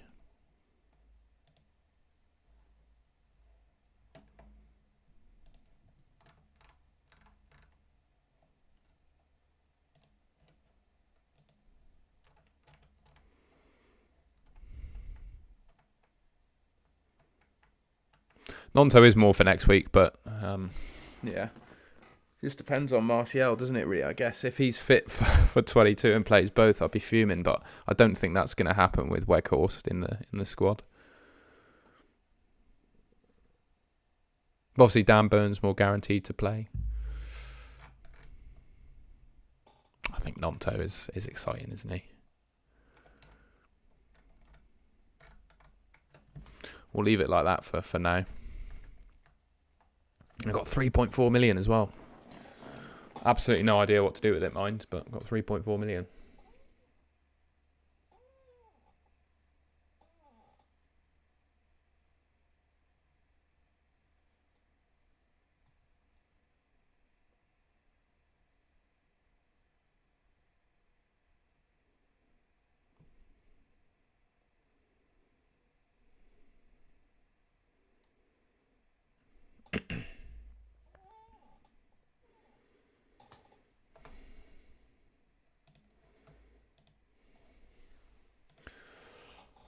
I'm going to see if I can do a Nonto and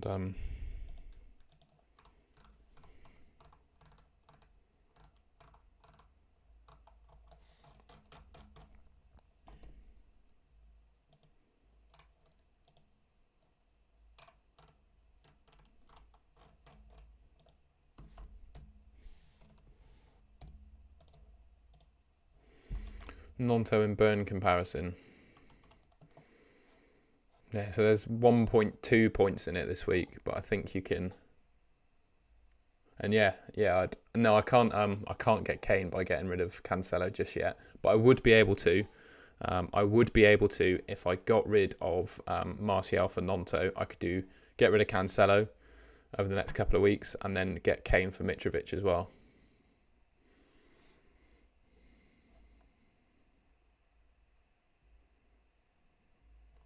So yeah, let's see if I can do that. So if I hypothetically bring in a Newcastle defender,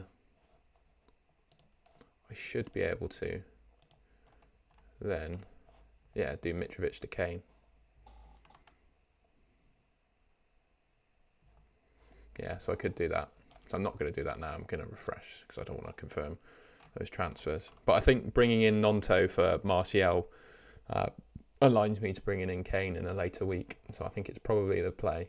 And then you just quite happily bench Nonto at 5 million, couldn't you? If you don't fancy him anymore.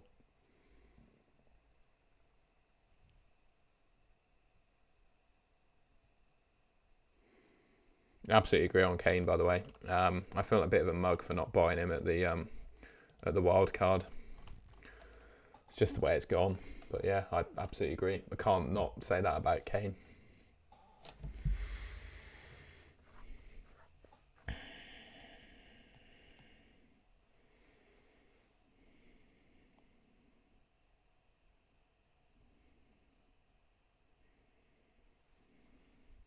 Just checking Twitter on my phone to see if there's any big news.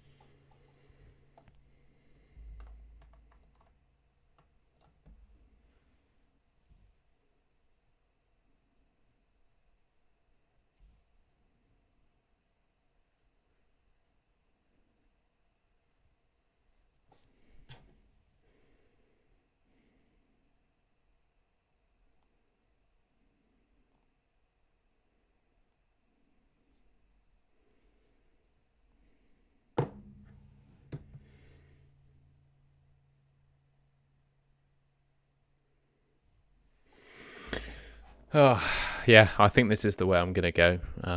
Because, doing Patterson to Burn also makes it makes it harder for me to buy Harry Kane later on. So, yeah, if I go for Nonto, I've got the chance of bringing in Kane in a couple of weeks' time. But yeah, mate, I like you're saying, you got one Newcastle defender, you're not making any gains by them keeping a clean sheet. If you just got Trippier, you actually want them to concede. And against Crystal Palace, West Ham and Bournemouth, I think there's 3 clean sheets there. They're just amazing, aren't they? They're just so resolute.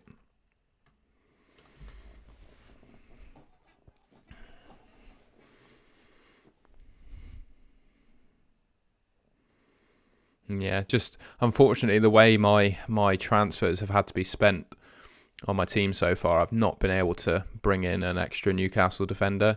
So yeah, I feel like I've been a bit unlucky really, not having the opportunity to do so, but it is what it is.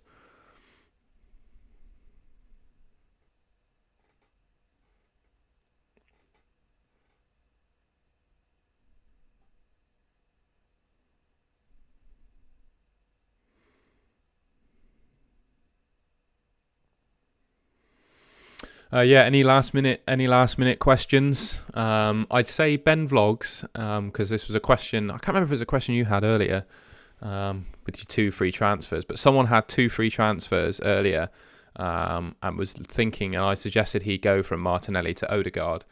It's a very luxury transfer, but he had 2 free transfers and there wasn't really anything on the cards for him to do. But if you've just got 1 free this week, I would not do Martinelli to Odegaard. I would save my transfer because I don't think it's worth enough points. But if you were literally in a place where you were thinking of burning a transfer, then I'd do that. But for now, I think Martinelli you keep. Trossard, yeah, absolutely right. He could eat into that Martinelli game time. I think Martinelli's close. He'd be safe for 2 or 3 more game weeks, just because he's been so good and he's got so much like money in the bank. But Trossard's going to be a threat to his minutes, and it's going to be, Odegaard is definitely the better option. But transferring between the 2, I don't think is worth it just yet. Rodrigo or Mitoma, I think with the 70% likelihood of a Man United Leeds double in 23 and a Brighton blank in 25, I definitely think what was I answering? Rodrigo's better at the moment. And he's on penalties too. Would Martinelli go up top? Good question. I think Nketiah is liked by Arteta and his stats are really good up front, and he is an out-and-out striker. So I don't think he would drop Nketiah to play Martinelli up front. I don't see that happening personally. And I don't think Martinelli has any history of playing up front either. A Patterson or Somerville replacement. I don't think with Patterson there is a like-for-like replacement in my opinion, so I've just left him red flagged. If you have the budget, I think moving on to Burn or Botman is the way to go. Somerville replacement. You could go for Garnacho.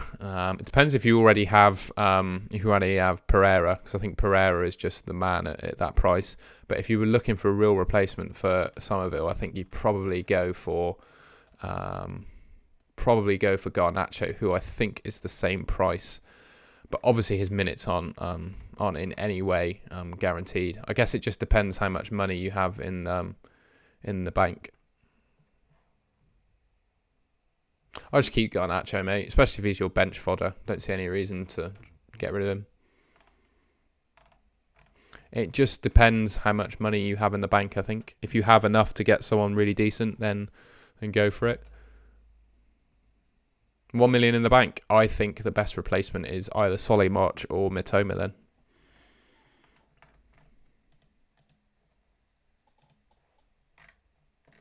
But if you didn't want to spend the money, Garnacho's there at his price. But yeah, I think Mitoma and Solly March are the two for me.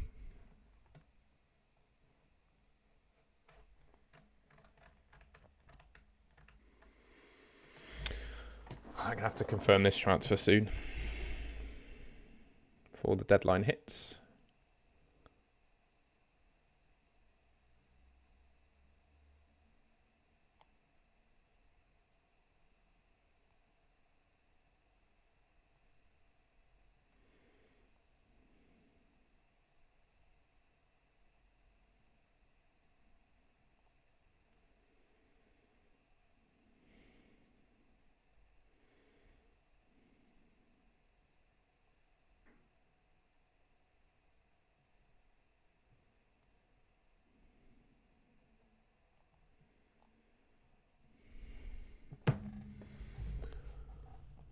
So for the double, Kepa, Trippier, White, Burns, Shaw, Mahrez, Odegaard, Bruno, Martinelli, Rashford. Who to bench in my midfield?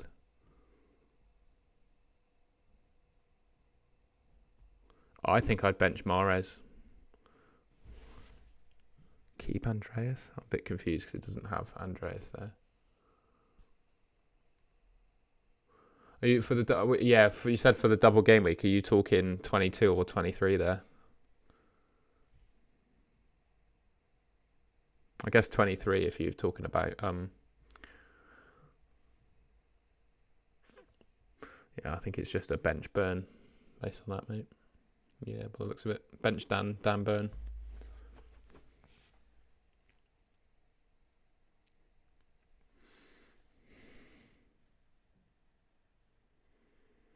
And yeah, as we're nearing the stream, thank you very much for watching.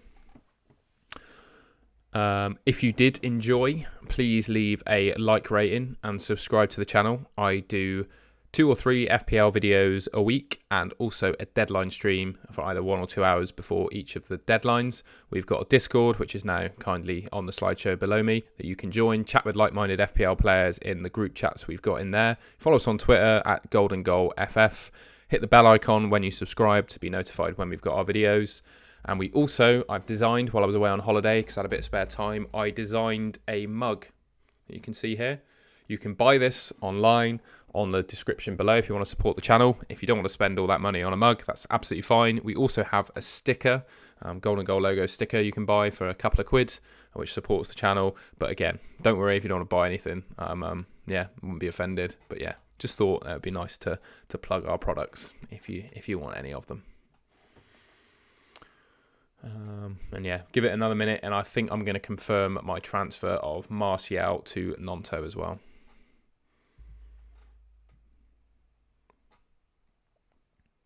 No pressure to buy a mug. I just thought I would plug it as I spent a bit of time making one. So yeah, absolutely no. I'm not going to push anyone to buy it. I'm just going to plug it.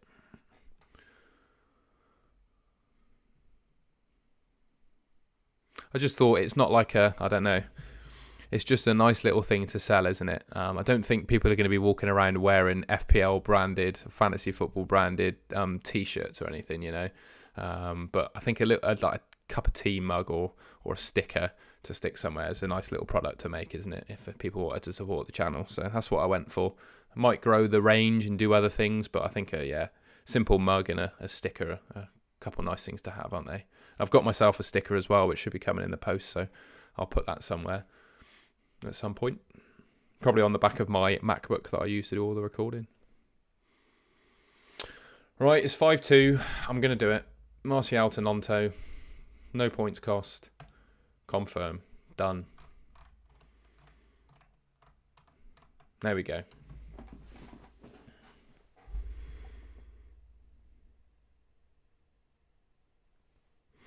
I'd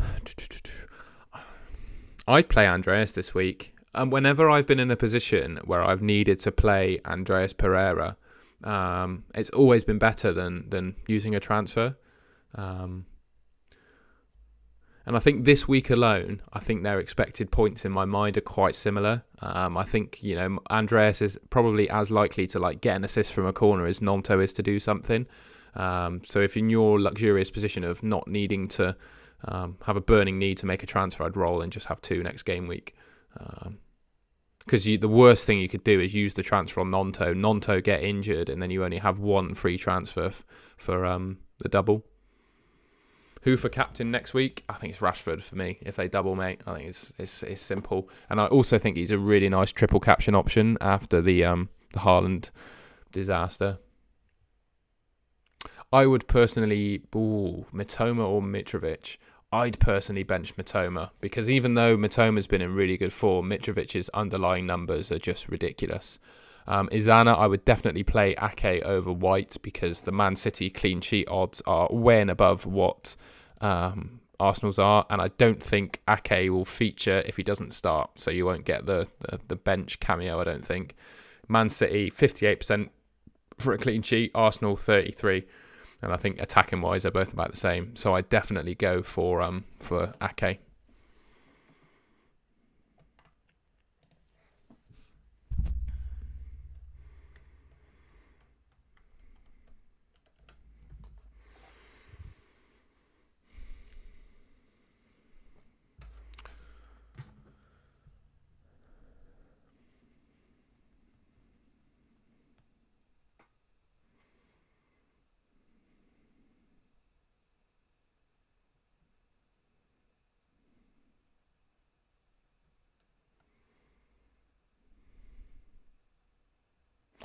Yep, don't mind Rob Sanchez as a keeper. The only caveat I'd have about Brighton players is they could well blank in 25 if Newcastle reach the Carabao Cup final. But I think Sanchez, he's a great goalkeeper. Not really the best for saves bonus, I'd say. But Brighton look really good at the moment for clean sheets too. So, Sanchez, great pick. I think Sanchez, Raya, Kepa, there's plenty of good 4.5 keepers, isn't there?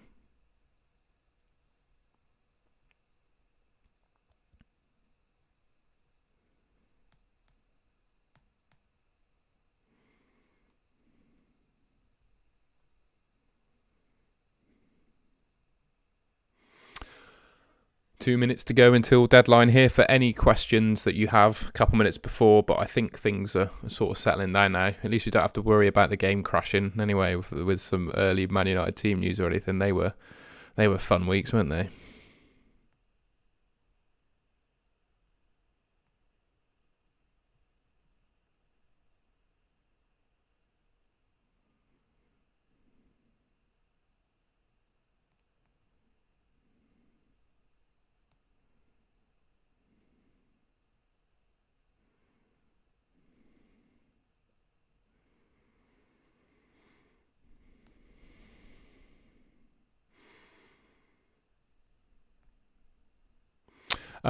Do other things with your time, mate. Absolutely. I think you need that's what's done it for me, is I've found other hobbies alongside FPL so that my mind is not consumed by FPL.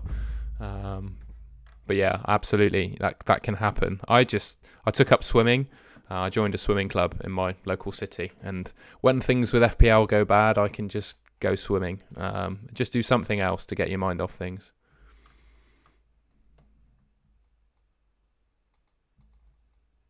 If you're transferring in Mitoma, I think Rodrigo's better than Mitoma. Mitrovic is better than Mitoma, personally. Sorry to say that advice, but I do. I think he's on penalties. He's got better underlying numbers, and Tottenham are pretty crap. So, I think I'd definitely start Mitrovic over Mitoma if that's the decision you've got to make. Sorry that it doesn't line up with your plans, but that would be my thoughts. And there's the deadline. I don't know what you did, if you played Mitoma or Mitrovic. It's done now. Hello, Sparta. You've joined just in time for deadlines. Good to see you, mate. I'll stick around for another couple of minutes and have a bit of chat, but I'm going to sign off and head to the gym in a second, if that's okay, and get ready for Bristol City and Blackburn at Ashton Gate, just down the road. But yeah, it's been an absolute pleasure, everyone. If you enjoyed the stream, leave a like rating, subscribe to our channel. All the plugs are down below. We've got Twitter account, Golden Goal FF. Going to start trying using that more because I'm keeping it on the quiet, but I've purchased Twitter Blue for the month to see how that goes. Just trying it out, really.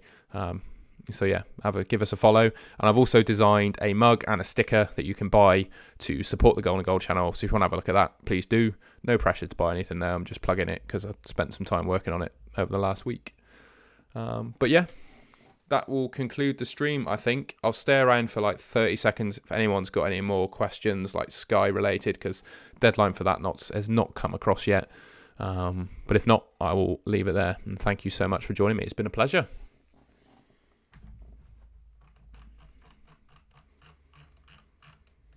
And thank you, Ben. You're a legend too, mate. Thanks for watching. Right, I think I'm going to sign off there. Take care, everyone. Have a great weekend, and I'll catch you in the FPL videos I make in the week and in the deadline stream next Saturday in a bit. Or deadline stream, not next Saturday, deadline after. Whenever the deadline is, I don't know.